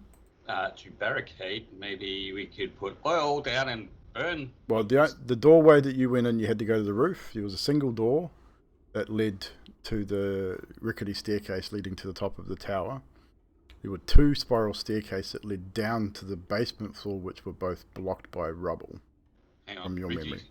Ricky stairs going up, you say? Yes. We could always destroy the stairs. Yeah, Adok just said that. Yeah, that's. Hey, Skatus is catching up. Yes, good of you to join us. I think that's a good idea. That oil idea, Scafus. Maybe we not so close to the room we're in, but back down the hallway, put some oil down, and if we do have a door get splintered, we can fire some fire and burn out the corridor down the way. Or burn the stairs as they're going up. If the And stairs then are run. if the stairs are wooden, yeah. Are the stairs wooden all the way up? think they were stone. were stone. It was just a railing that was wooden and rickety. But the stairs themselves are not overly sturdy. Like there's definitely signs of wear and tear. Well, with me mason, I should be able to destroy some stuff. Well, you're holding a What, force with your cannon fists? in your hand as well. Hang on. Give me a s- Oh, I've still got a couple of planks with nails in here too. Could glue them to the stairs, right? I'm just Actually, searching I just remembered that actually. Oh, Skatus, I know masonry, but I don't have masonry tools. you're holding onto the force cannon as well. You haven't explained how it works, so he probably has no idea how to use it. Pretty much. Well, he can't use it. Only I can. Even Well, there you go then. remotely. There you go. Then why am I carrying it for? Because I need you to carry it. Wow. That's awesome. I love it. So, again, what are we specifically doing? Where are we heading? Tower? I say tower. DM, Yes. with Adolf's relative intelligence, if he were to use enlarge on the cannon, would it increase the force damage it could possibly do? It would just give it. What does it specifically say on the spell, though? I'm pretty sure it has to be a creature. Oh, yeah, it might have to, actually, to be honest. Yeah. I think it says that it's a creature. Or a willing creature from possible memory. Yeah, it is. Oh, Yeah. no, creature or an object. Object? Okay. Yeah. So we'll add the D4 extra damage to the cannon as well, if you were to enlarge it. Sick. Is it still 10 feet back, or would it be increased movement speed back as well? Would increase it out 5 feet. Sick. Fuck yeah, cool. Alright, yeah. Okay, with that, Adit will then turn and point at Skathis carrying his cannon and go, I could, if I make that, big and shoot at the stone of the stairs and like destroy it all, and hopefully maybe if we run, more time to do it. So clarification: Are you all agreed that the tower is your destination? Yes. but destroying the stairs is probably not the most intelligent idea if we're above it, because two things: one, how do we get down? Feather And fall. two, Azimar. Hello. and no, that's not Monk. what I'm referring to. The and how do we know that it's going to be structurally sound to keep us up there? I could do a check whether I pass that check or not. Good question. As I said, People, was- don't you know if it's secure and sound? You are the what? No, You're like, smart. yes, okay. This is what I'm saying. The stairs that circle around would actually be supplying a certain amount of building strength to the tower. We standing at the top have a certain amount of weight pushing down on said tower. Adult takes out stairs, awesome idea, but also taking away structural integrity. The walls still stand. Have you seen how good these walls are? They are holding us up, right? So the little flimsy stairs that are already falling down, you're worried about falling down more? Yes, I'm worried about falling, say, 40, 50 feet and then it being covered by stone. Karnos is, limping around because he got covered in stone. I don't want to get I might be a deep rock gnome, but doesn't mean I actually like to be covered by rock. Oh, this is actually stone. So, different story. Walking and talking. I will. Well, fly actually, you wouldn't be up. walking and talking. You got to unbarricade yourself out of here first. Oh yeah, Oh, I'm barricading and Walking talking. and talking. So, it's going to take you probably 10 or 15 minutes between all of you to move two set of barrels. Which set of barrels are you going to move firstly? The small door or the large door? I have an axe, and one of those barrels was leaking out. We heard, You heard the one was broken, yes. The double doors, that'll get us up to the top quicker. And you would remember that from the previous trips. So, Karnos, do you take an axe to the barrels? Yeah, man, I'm just axe the back of the barrel and let it, hopefully smash it open and let it leak its crap on the floor. And we'll no go need through to it like a roll. tunnel. Yep, no need to roll for that at all. You breach the barrel, spraying more filthy, disgusting vinegary liquid all over the place and making it more smelly than what it already was. And manage to get your way out into the hallway. What you see when you get out there, I mean, there's a couple of bodies from the couple of creatures that you killed. All the windows in this area have been busted. The main doors are hanging off from whatever's come through. As you turn and look back towards the room that you had just come from, the walls have deep, deep claw marks in them. You can see where whatever that large creature was slamming its huge fists on the wall in a deep sort of broken rock, deep holes. Looking at it, you're thinking, crap, that wall wasn't going to last much longer before it came through that wall, whatever it was. So Zadriel's spell definitely saved all of you at that point. Whatever it was, didn't like it and backed away. As you move through the corridors, heading up the stairs, back through the mansion, trying to be as quiet as possible, heeding once again the warning of the Revenant Vladimir, you find your way back to the roof, back up the tower to its peak. We'll move you up there now.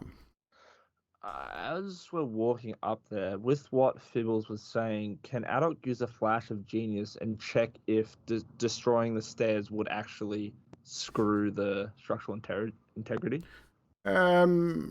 You're not proficient in masonry, Hell no. so I would say you can definitely check, make an investigation roll, but it'll be at disadvantage because you know nothing about masonry and how it While works. he's doing his check, I'll do my own check. Yeah, I've also got disadvantage anyway because of Because you're also exhausted still. Yeah. So it'd be a disadvantage roll to check that. Skathis, you can make a roll. Yours will be with your proficiency added once again. Oh my god. So So I got Skathis doesn't know bugger all. 11. Yeah, you So don't I know a got- whole lot at all, man. Looks with, okay. With disadvantage, I've got 24, plus I'm going to add Flash of Genius, so 28 in total. Even though you know nothing about masonry at all, you've got a fair understanding of basic mechanics. The structure of the stairwell it's structurally sound to a degree. There are certain steps that are broken and crumbling. The railing itself is rickety as all hell. One of the landings was on the verge of collapse anyway. Destroying the stairs would certainly mess with structural integrity in that respect. Not to the point that it would collapse, but if someone were to have the same or similar knowledge, they could definitely use it to their advantage. That's what you get with a 28. Well, then straight away turn to Fibble and go, all right, so if these things don't know how to think for themselves, we should be okay. But if they know how to stairs work in structural integrity, we are screwed. I say we destroy the stairs. Remember, if we start falling, I can save one of you, probably me, with Featherfall. I can save myself anyway. I can turn into a gaseous form and just float down. Right, Ooh, or I could take this potion, which is a potion of flight. The only one that's got a bit in trouble is Karnos. Sorry, Karnos. No, I'm fine. Really? You want to be buried by stone again? No, I have my own plans if this place starts falling down. What? Pray to the DM and kiss your ass goodbye? Or what? I've been working on some things in the background, yes. Your camera's frozen, Zadriel, on stream. That's weird. Adult's just going to whisper. No, it's just having a spasm. Have you got wings? Oh, I really wish I had wings. Well, I don't have wings. Oh. I just thought, because you can... All right. Oh, no. You can summon a dragon. Can you? Absolutely, yes, I can summon a dragon. Awesome! Why the hell didn't you do that earlier and kill Strahd with it? We discussed between the group what I was to do, and everyone said they don't trust him, so I was like, okay. He interrupted. He was actually quite rude. Oh, no. You're interrupting people. Also, I can't summon a dragon. I just stuffed up my game plan. As this is going on, the cannon that Skathis is carrying, Adok is going to grab, again, a fistful of soot, throw it at the cannon, and it's going to start to enlarge as he casts enlarge on the cannon. Okay. So the cannon will become one size bigger. Yep. Okay, how much does how much does the cannon weigh now? Well, twice as much as it did before. Because I summoned it as a handheld cannon, it's now just a regular cannon size.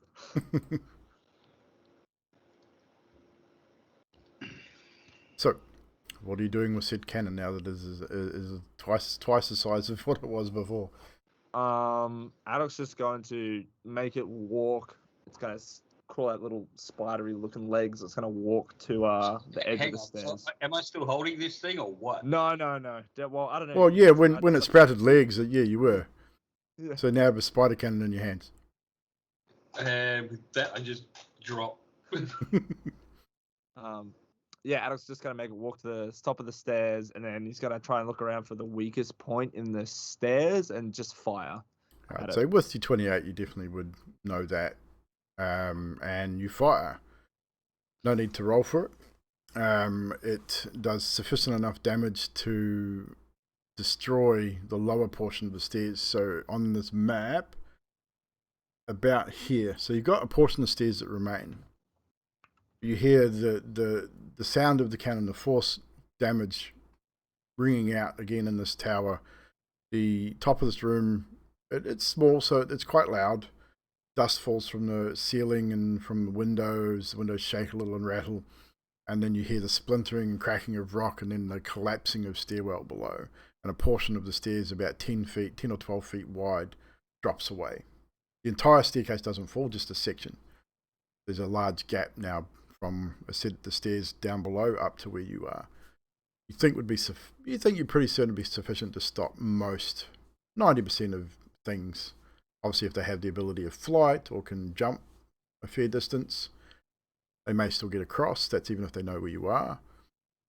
And you feel certain that you've done a pretty good job. Guys, we have to ride this out to the morning, right? Possibly. Why? Just curious. I mean, we've got a bit of time on our hands. I thought it would be a good time to maybe talk about the Emilia situation. All right, if we're going to talk about the Emilia situation, I cast Create Food and Water. Okay. And then I look at Zedriel and I say, can you change that? How many liters of water? It doesn't tell me exactly. 30 gallons of water into wine.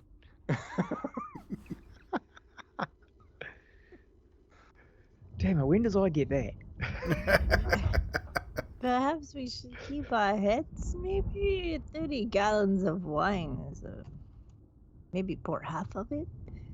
Okay, keep half of the water and the other half is they're going to stick around for 24 hours anyway, so it doesn't make a little difference. Then I'm going to also pick up a rock, cast alarm on the rock, and drop it down the center of the hallway so that it sits at the bottom. You would have to travel down the stairs a little bit to find a piece of stone big enough to do what you want to do. But yeah, that's definitely able to do it. No, actually, I pull that lump of metal in my backpack out and I cast it on that and drop it down the middle.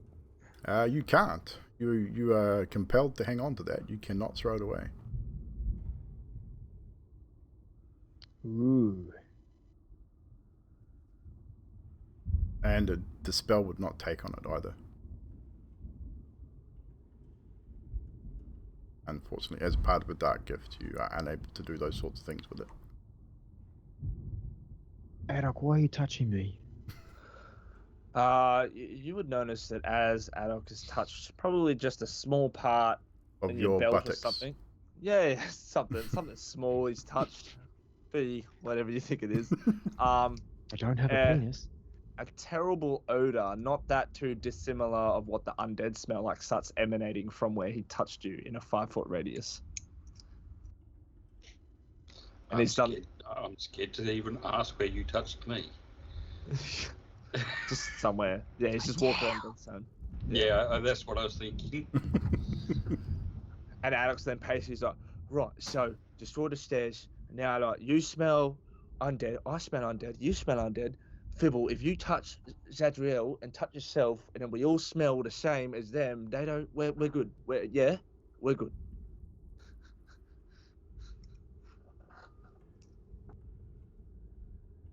No?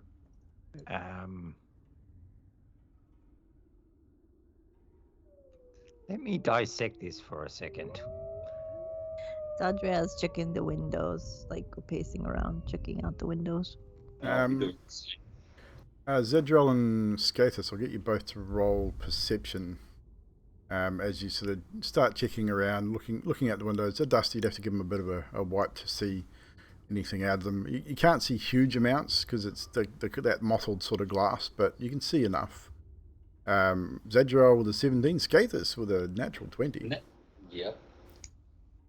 You both look out of the windows as you hear the distant howls from outside, and as you glance out, both of you, as you sort of glance looking out a window, as you sort of walk past, you do a double take and you stop. Both of you see again that mist growing thicker and thicker around the tree line around the mansion itself. On the side that if you're on opposite sides, you can both see it sort of forming back around the house again. And as you hear those howls, you again see a number of figures emerge from the fog once again, numbering in the dozens upon dozens. From every angle you look, you should look around as far around to the right as you can. You can see them in the distance here. You look far around to the left, and you definitely see that something's happening again. Question to the DM, with me looking out the windows as well, the ballista there that I can see, is that inactive? You wouldn't be able to tell from that distance, and Okay. Skathis probably knows nothing about ballista. True. I've just seen if it looked wrecked. You can't tell from this distance.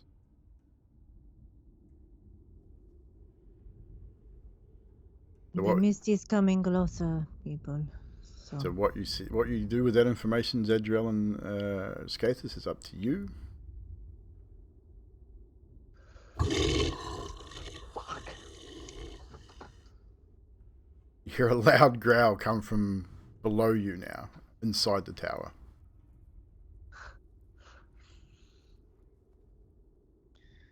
Carlos moves to the top of the stairs. He says, I remember being told a story once about having the high ground being a good advantage point. Story of men with laser swords, actually. Well, not laser magic, because I don't think lasers were invented yet. Yeah. And I remember this story where it's like, I remember that bloke, he like covered himself in mud and stuff and like smells to mask himself from, like the mind flayers that were fucking. I didn't realise mind flayers did it that Well, way. That dog smells a little like poop now. So that's a good job. Yeah. So like, it was like a Voices big buff down, dude. voices down. Yeah. If you need to touch yourself as well, Fibble, and touch Zadriel and make him smell like everyone else. Oh, I remember. I saw that play. I know what you're talking about. Quickly, Fibble, touch yourself. Use the thing. Okay. You know what I'm talking about. Now, when you use the tinkering, like you used to touch yourself. Touch Zadriel. Settle down. I've already done that. When did you touch me? I'm on your shoulders. Oh, yeah, okay. So, as you guys are chatting, the growls come sharp and loud. Then, slowly but surely, the sound of moans and such come from below. Slowly gets louder until it gets to a point where you can hear it ascending through the bowels of this tower. Constant drone of voices. The occasional growl of a wolf or something larger comes from below as well. That's a lot, guys. Get the impression they know where you are. Can't quite get to you at this point. But it's loud. It's unsettling. I need all of you to make a wisdom save, please. While this is happening, I hand Fibble my 2 bottles of oil. Here's some oil bottles. Looking for... Oh, Wisdom saves save? there. Yeah, looking for a DC of 20. We have 2 20s. Holy shit. Not I. Do we get +5 because there's that drill, or? Yes, you would. You would all be within 10 still feet not of Zadriel. Takanos is still under 20. Skathis is still under 20. Adok, that puts you over 20. 21, I think. Yeah. So yeah, so the 3 of you that saved, surprisingly enough, Adok, you're not too frightened by this. You know it's dangerous. You know that if they get up here, it's not going to be good. But you're less afraid than you normally would be. He's probably taken one of Carnos's flasks and started drinking. Okay. So So you definitely, I mean, you're unnerved by it, all of you. I mean, even those that made the wisdom save, you're unnerved by the sound. Those of you under the DC of 20, the sound is getting to you. It's droning sound of something. It's just that sound is just there, and it's just grating on you. Over the course of the next hour, this continues. Oh, that's fucking annoying, right?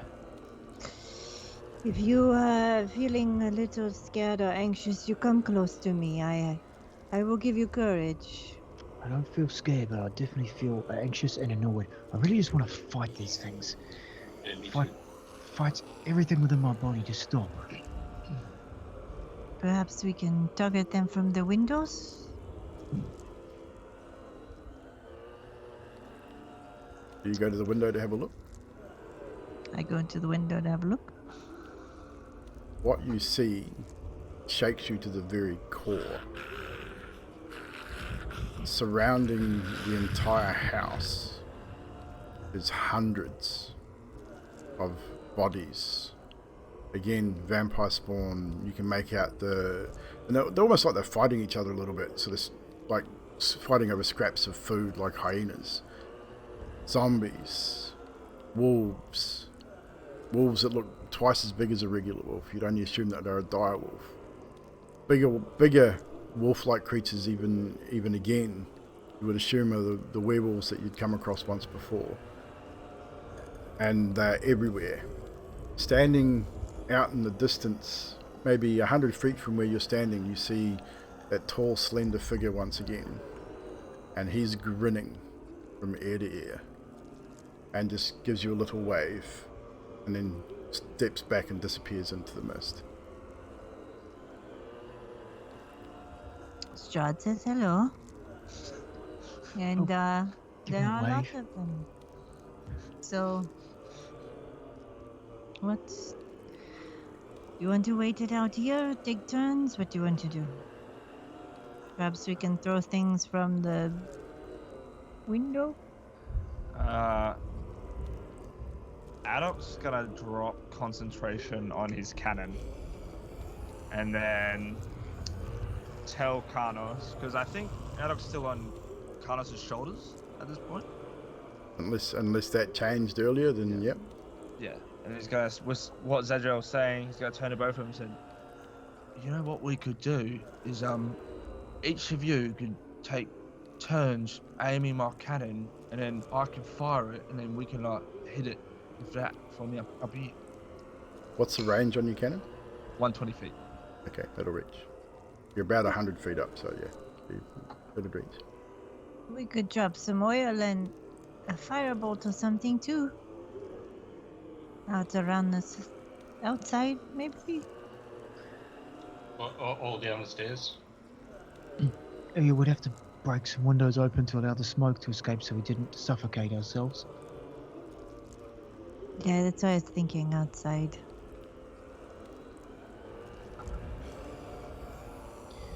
I don't think we're going to be able to kill all of these things without getting too much exhausted.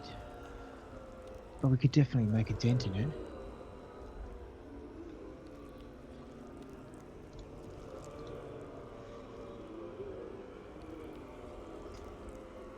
They're not coming up the stairs, and the stairs are broken, right? Yeah, they're not advancing. You can look down over the railing, and you can see the bodies just milling around in the shadows below. Nothing seems to be advancing. They just seem to be there, preventing your escape more than anything. My memory is shocking. Did we break the stairs, or were we just waiting? A section of stairs has been broken out. They haven't advanced up the stairs. They're all at the base of the tower. So what's the gap of the section of stairs? About 12 feet. Is anyone opposed to me walking down said stairs and maybe trying to coax one or two across the gap?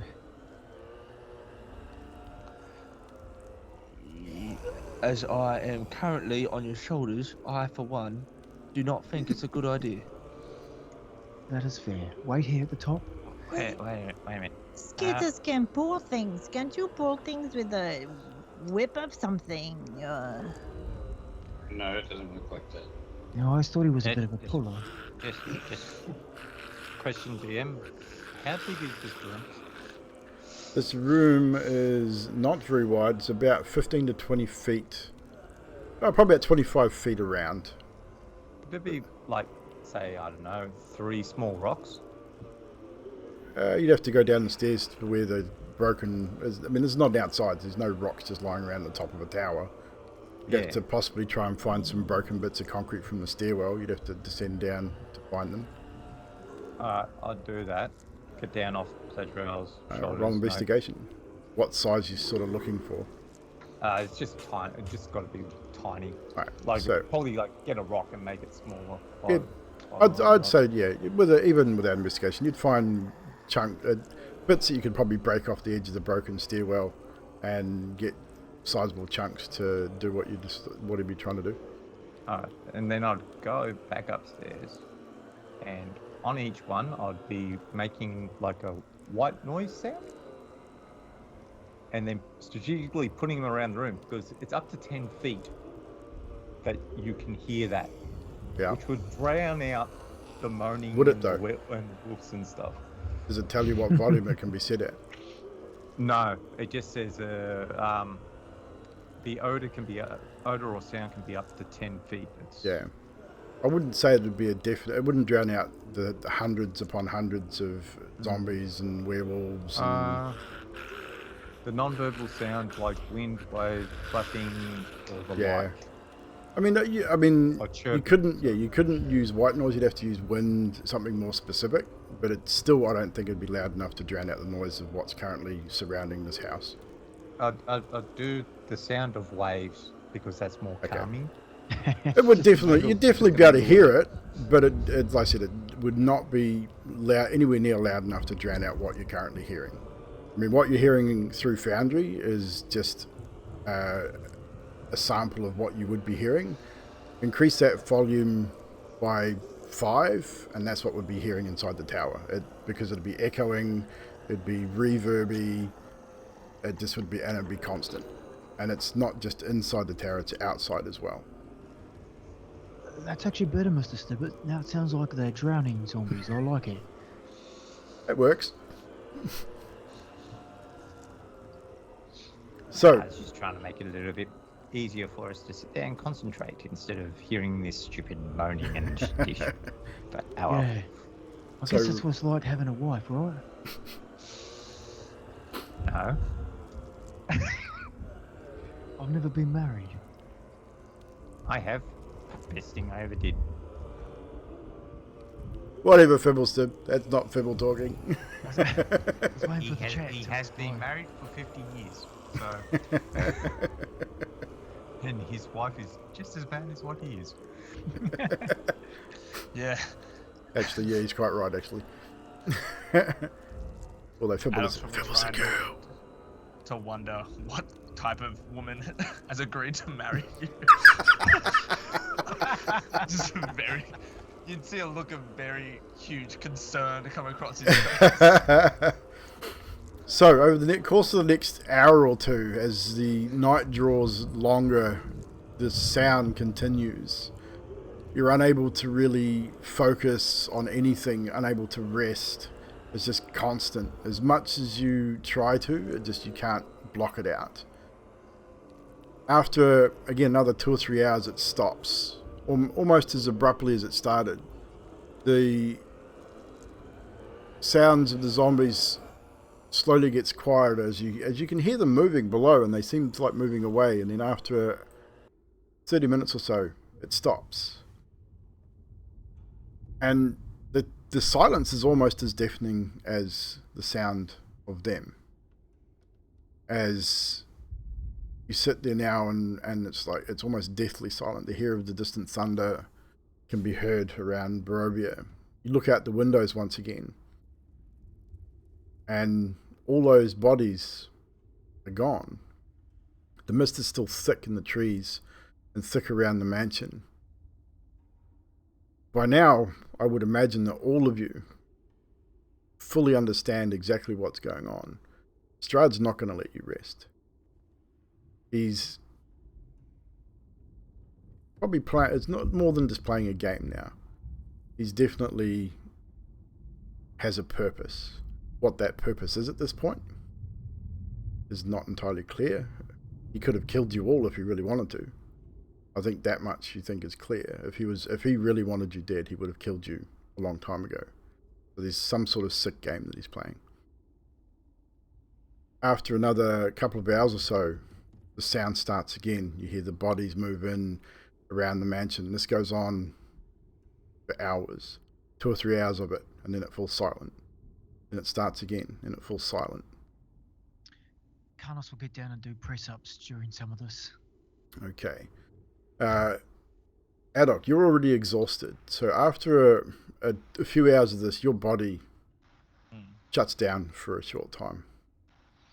You drift off to sleep. It's not a good sleep. In fact, the sleep itself is racked with all sorts of images and thoughts. And then an image comes to your mind. A young girl, clad in a green dress. She's maybe 17 or 18, long red hair. You recognize her, but she looks different than the last time you saw her. She's sitting next to you in this room, just looking at you.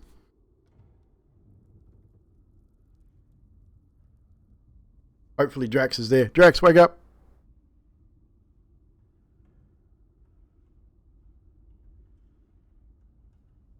He was in the chat. He's probably There he playing is. Ark. Yes, yeah. Yes, he was playing Ark. He's just like, holy shit, I gotta. So, Emilia is sitting next to Adok. She looks corporeal, like she's not in spirit form or a ghost. She looks real as you look, real as you remember. Although her eyes are not sunken in, her skin is not pale, or not as pale as it was. She's a redhead. It's obviously pale, freckled, but she's just sitting next to you, looking at you. Hey, how's it going?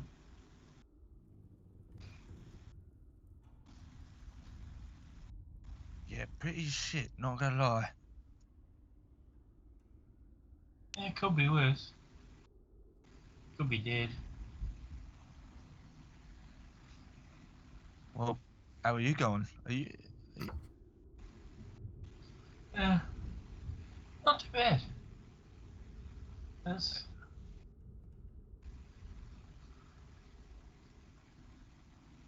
Wait a minute. Are you're all right. I know Strahd when I see him. I know what you're doing. I'm not gonna fall for it this time. I'm woke up to you, mate. What do you want? Go on, spit it out. I'm not afraid of you. Well, I am, but currently not. Yes, whatever. It's funny. I was never afraid of Strahd. But for the longest period of time, I thought you were Strahd. What? I'm a goblin. Why would he? He could be anything, and why would he choose to be this? Have you seen me? Oh, you're nice enough. Bit jumpy, but nice enough. What's going on right now? Are you? What's happening? Are you alright? Oh, I'm perfect. I'm dead. It's... Yeah. I asked you, did you ever trust me? Does it matter? Well, it's just I trusted you, and I trusted all of you. And you did what I hoped you would do.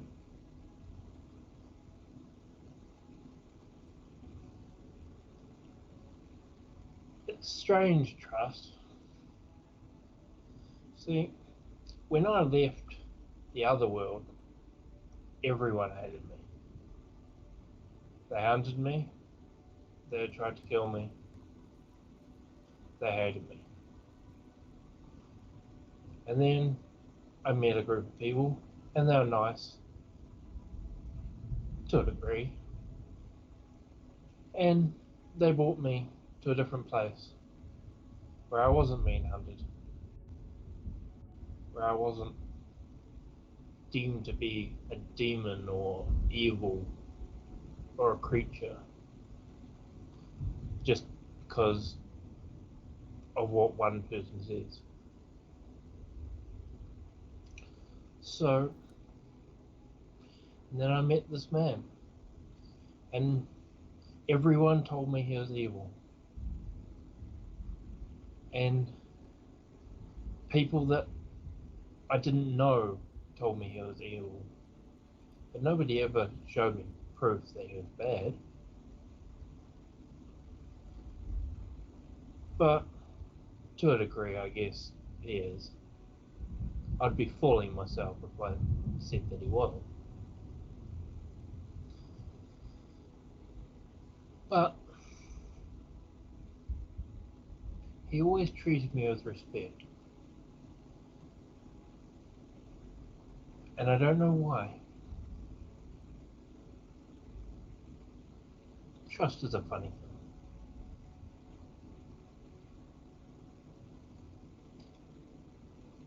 I never meant to scare you. Well, I did, but only in a joking way.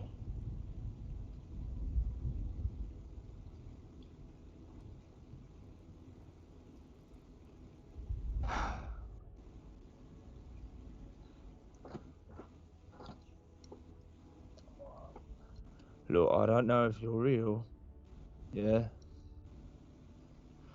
But let's say, on some whimsical chance that you are right now. I guess I should probably tell you. I thought you were a friend. And if my actions caused your death, I apologize. My actions caused my death. My action caused me to get bitten by a vampire. My action caused me to make you guys dislike me. My actions made me lose my god. And my actions made you end me. Alright, well, I'm glad you can see your faults in this equation. You know.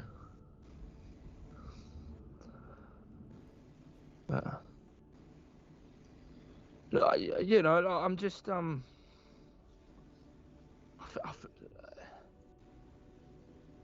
Amelia, do you see anything of where you are right now? How are you feeling? Yeah? Look, I don't know much about a lot of things, but let's just say, if I've got the ability to bring you back, maybe in a different body, maybe in a machine, maybe if me and Fibble built you something, yeah, that you could inhabit, you know, would you take it? I don't know. What you need to do is take care of yourselves. Protect each other.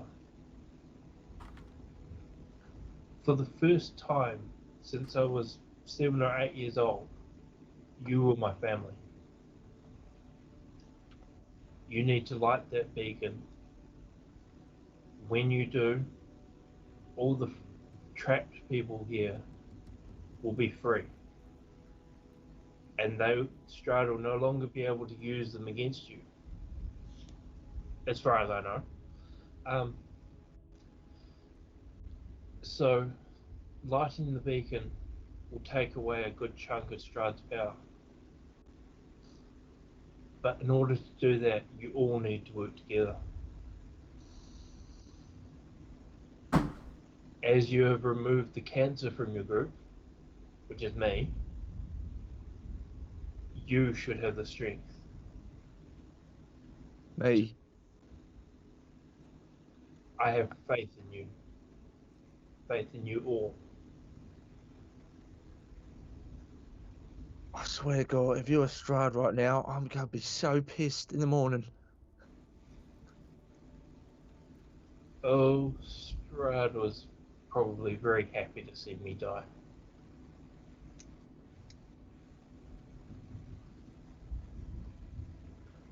I am the vampire he never wanted. I was not bitten by him. I was bitten by one of his lobies who escaped from Barovia. and hers probably very dead, and so are probably the Vistani that help him escape.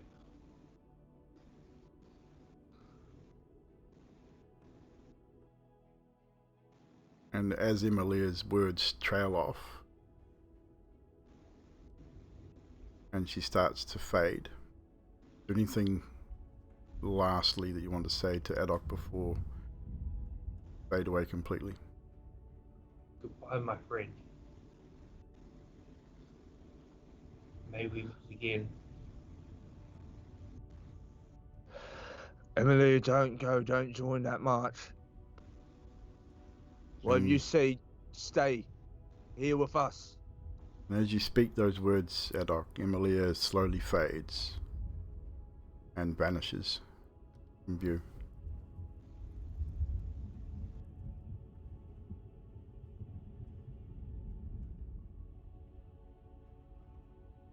And as she vanishes, and she sort of look around the room, your eyes snap open as the sound of the creatures below fill your head once again.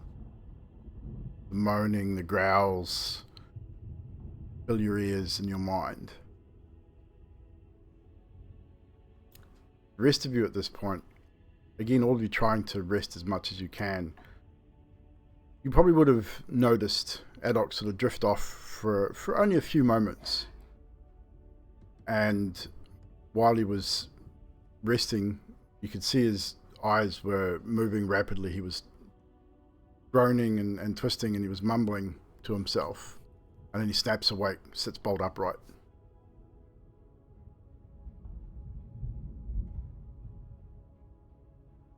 Fibble, Yeah. you got some parchment, mate. Have you got some drawing tools, some writing? We've got work to do. Yeah, I hand him over a bit of drawing charcoal and a sheet of paper. What do you know about putting spirits in mechanical bodies? Well, actually, you need to do that to a crystal first, and then you use the crystal as the focus for the machine. It's possible. Why? It's Emilia. She's here. She's here. She's next to you. She's right here. She came to me just before, and if we make this thing, we can bring her back. She's still here. Yeah. She's always with us. No, but what? Have you seen her? Are you seeing her now? No.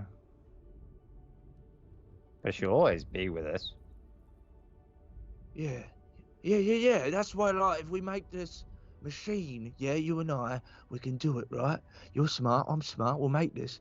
We put the spirit in the crystal, we make the machine, we bring her back. She's here with us. Dibble, she came to me. She's here. Yeah, what'd she tell you? Something about bacon, I don't know, but anyway, we need to, like, bring her back. Bacon's good, especially with eggs. No, yes. Beacon. No, not a beacon. Lighting a beacon. I think argnvost here. We need to light it, but we need her. Her spirit's here. Or it's Strahd. I hope it's not Strahd. If it's not Strahd, then it's her. I'm not quite sure. But either way, we need to make a machine. Not Karnos machine, Emilia machine. Wow, we can modify the Cardos machine and make it an Emilia machine. It would actually take less materials too, because she was smaller.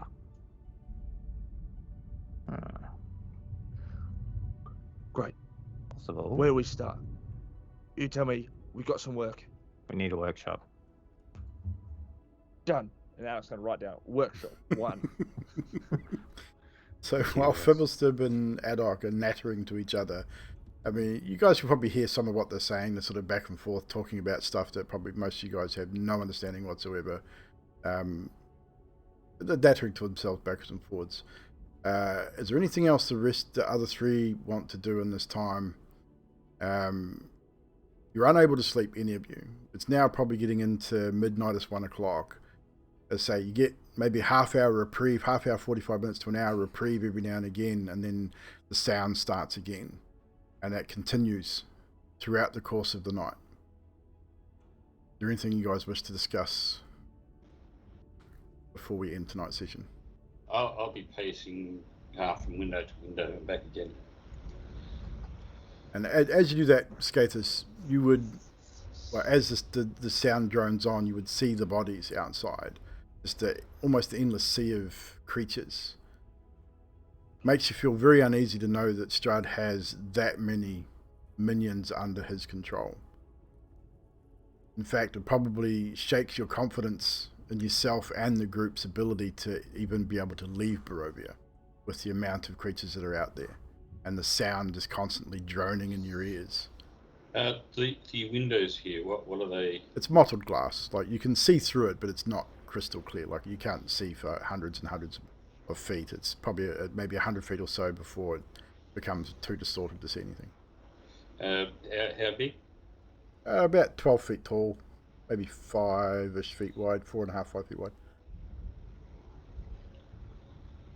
Almost like church windows. The sort of steepled at the top, come down to square, rectangular. And I take it none of them are broken, are they? No, they're all sealed. Alright, leave it that way. There's nothing else you wish to do or attempt? Probably attempt to meditate in between. Roll a wisdom save for me at disadvantage. You will get the +5 still. 7 plus 5. So 12. You try. You just can't get that sound out of your head.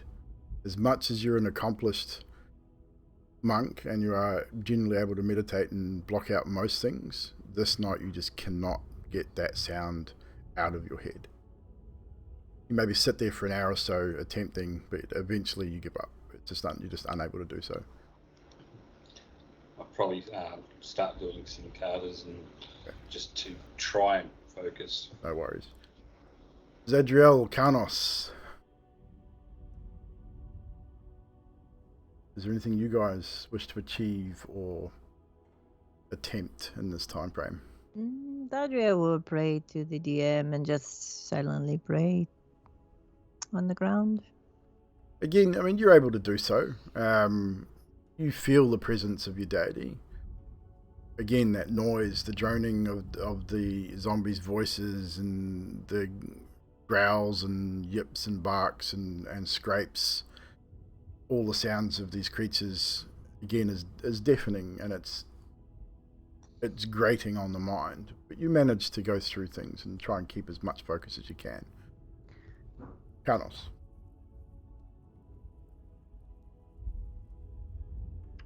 Karnos hearing Fibble and Adok talking about making something would potter over to them and go, I do have a request if you guys are in the building frame of mind, since you can't sleep very well.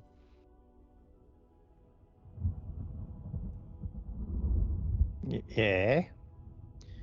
We see currently trying to focus my energies of the DM. There's certain things I can't do because I need better focus. I guess what I'm saying is I've got these gauntlets here, and I wouldn't mind that symbol of, the half-sun symbol of the DM, maybe in metal on my gauntlets, one on each side, just so when I'm in battle I can use my focus of the DM. I'm trying to work on some DM related things, and I don't think trying to weight it on the axe would be nice. I think one on each gauntlet would make it nice and even. Would you guys work on that for me? I was thinking you could maybe melt down some of these here coins I've got in my pouches. They're getting bloody heavy,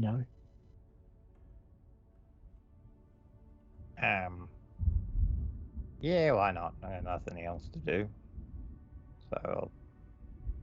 So I hand him like 20 gold coins, both of them, 10 each sort of thing, and sort of see what they can make for my gauntlets. I hand them my gauntlets as well. Okay. So firstly, Adok and Fibble, do you have anything that you are able to melt gold down with in this tower? I got smithing tools. Yeah, that's Scorching jewelry, red smithing. fireballs. Smithing tools isn't a forge. That's gonna melt. Be hot enough to melt gold.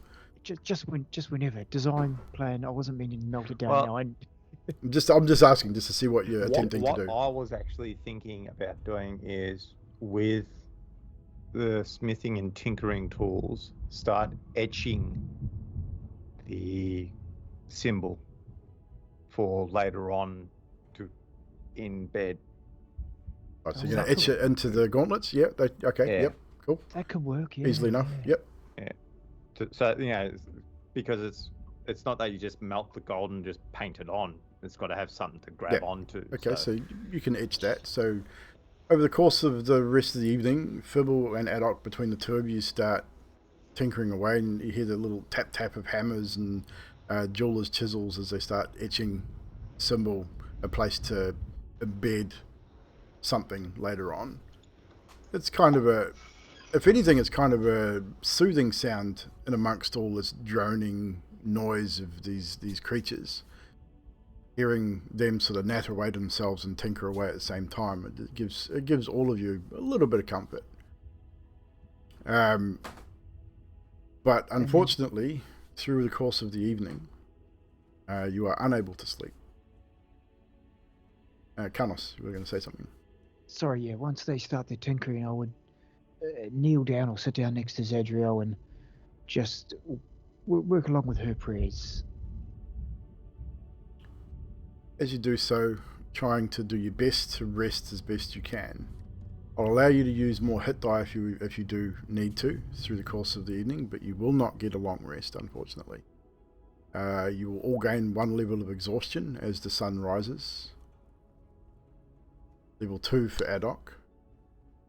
The sun does slowly start to come up, and as it does so, you're looking out the windows as the silence breaks, and again the fog seems to have lifted and moved back into the trees. You wait there maybe an hour just watching, waiting for these creatures to return, and they don't. And that is where we'll end tonight's session. Pick up there next week as the new day has started and you decide what you're going to do next as you start a new day a little bit more exhausted than the previous day.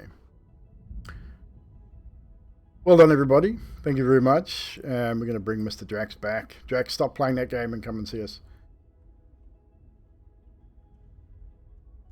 We're going to bring Drax back. And guys, thank you very much for hanging out with us again for another Wednesday Curse of Strahd. We're going to do our usual. We're going to go around our team here, get some moments tonight. I'm pretty sure I know what that moment's going to be, because it's definitely my moment. We're going to start with Emilia.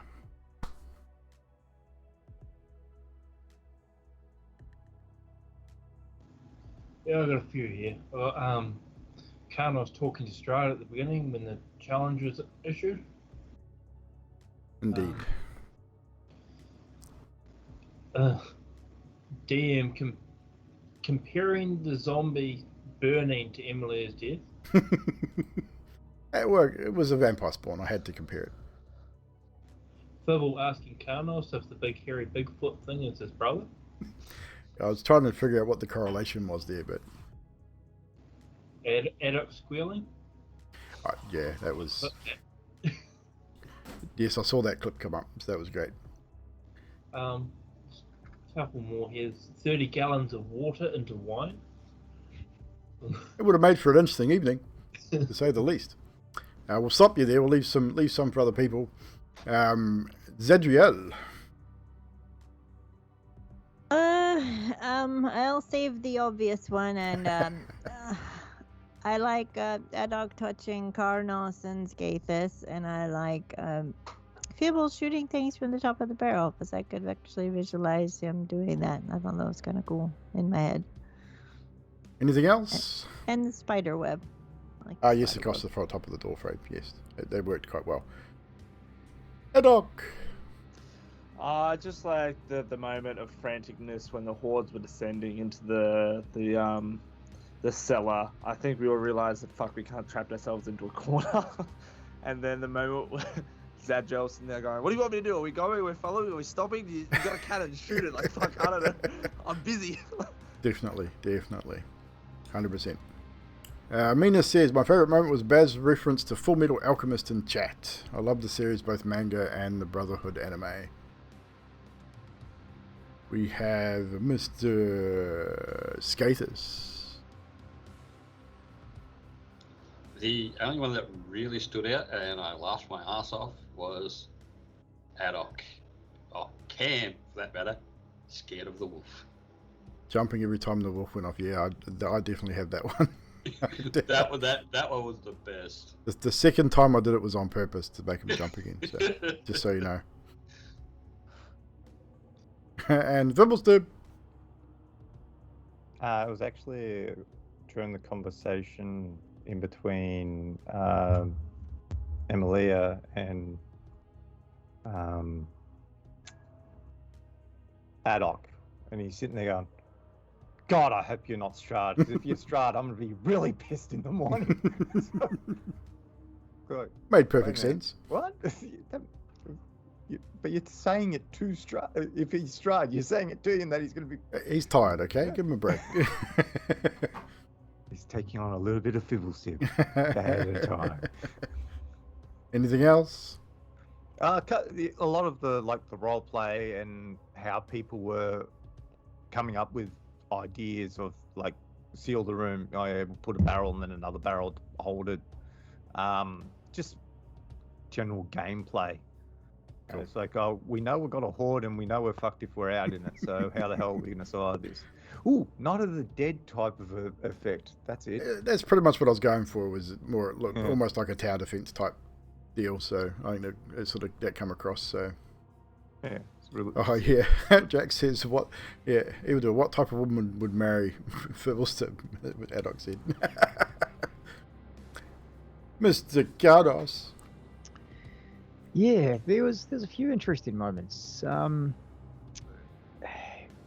Fibble's standout moment for me was saying to Skathis when he was talking about using the oil in the cannon. I think it was. He says, "You'll cook us too, you moron." I thought that was pretty good. But and obviously the Adok Amelia chat, but there was a specific part of the Adok Amelia chat which I absolutely loved, and that was when Amelia was basically sort of admitting to being wrong for a lot of it, and he says, "Well, I'm glad you see your faults in this too, there in this equation." And I was just like, "That's so good." Pointing out that he knew she was wrong as well. Yeah. And at one stage, I think Adok, did you hit a wolf and then say, "Oh, so sorry," like send a fireball or a fire blast or some fucking thing out? I don't think he hit a wolf for that. I think it was. No, it was a wolf. Wolf yeah, it ground, was. yeah. Yeah, it was. Yeah. It growled back when at it him. came through, and he shot it and it growled at him. Yeah. And he's like, "So sorry," because it took its focus off Zadriel and focused on him. Yeah, definitely. Yeah, I do. Yeah, Firebolt, not bullseye. Firebolt. See, Exactly. he is brave. When he wants to be. What's up, Night Zane? We're doing good. We're just coming to the end, my friend. Anything else, Baz, before we move on? No, that's it. That's me, it. Thanks. So for me, obviously, Drax, well done. Emilia moment. A little bit of a hit in the feels there at one point, and then it was completely turned around by Adok's comment about finally admitting that you're wrong, and a little bit of back and forth there, sort of bit of a roller coaster of emotion, not emotion. But again, grats on Cam as well for that scene too. I enjoyed that very much. But yeah, you guys in the wine room, backing yourself into probably the smallest room on the first floor, with an entrance that doesn't have a door on it. Whether you guys just forgot that it didn't have a door on that because the picture shows it has a door when it actually doesn't. May have been the case, but either way, you managed. Okay. You managed. You did all right. The skill checks and what you wanted to do, it kind of worked out. It could have worked out a whole lot worse, so I think you did reasonably well. The option to move was definitely a good one. Staying there would not have worked out well, I don't think, in the end. So moving to the tower was probably a good choice. I did expect you guys to go to the mausoleum. One entrance, fully stone, It had a heavy steel door, which would probably be easier to bar if you'd thought about it. Okay, but we forgot. No, Oh. Carlos mentioned it. Carnos did mention it, but whether the towers became more of a priority, I'm not sure. No, that was just Carlos going on one of his rants again, I think. Possibly. I mean, these are the things that happen. But as I said, choices get made. You make decisions. You roll with it, and again, consequences. So you now will start the next day in Barovia with everyone exhausted. Obviously, deciding what you want to do next. So that'll be next week's session. So once again, thank you, players, for hanging out. Hopefully you enjoyed the session. Magic as well. Encounter was awesome, but didn't know what was going to happen or whether they'd get out alive. That was the whole idea. So I'm glad that came across in the encounter, because I wasn't entirely sure how I was going to play it out. I was kind of winging it as I was going along. A few of the skill checks I had written out ready for it, and a couple extra ones I threw in there. So just for good measure. But hopefully everyone enjoyed it in chat. Hopefully players, you enjoyed yourselves as well. And Drax, I will need you for next week as well, because we may have another Emilia encounter next week with someone else. So we'll have Drax back next week to reprise his role as Dead Emilia. Or Ghost Emilia, whichever you want to do. Make sure you come back and see us on Friday on Yanti's channel. Stormlord's Wrath, the continuance of our story over there. Definitely come and hang out. Drax, if you could please. Who are we going to raid? Let's see who's alive at the moment in the D&D worlds. Lost Archives. I will raid those guys. I've been going for 40 minutes. That was looking interesting then. What's that? Oh, what you had, because you had your stream up, then just mirroring going further. Oh yeah. Screenception. So yeah, so we'll raid Lost Archives again. So yeah, make sure you come hang out with us on Friday on Yanti's channel, then come back here on Sunday for the Curse of Dusk Hollow mini campaign, 7:30 PM New Zealand Standard Time. Tomorrow, Pew Pew Thursdays, Rainbow Six with the guys. If the guys don't tune up, we will maybe look at something else. Maybe we might do some Ark, or we might do some PUBG or something like that. We'll see what's happening. See who's around. See what people want to do. Until then, thank you very much for hanging out. And we will see you next time. Bye-bye.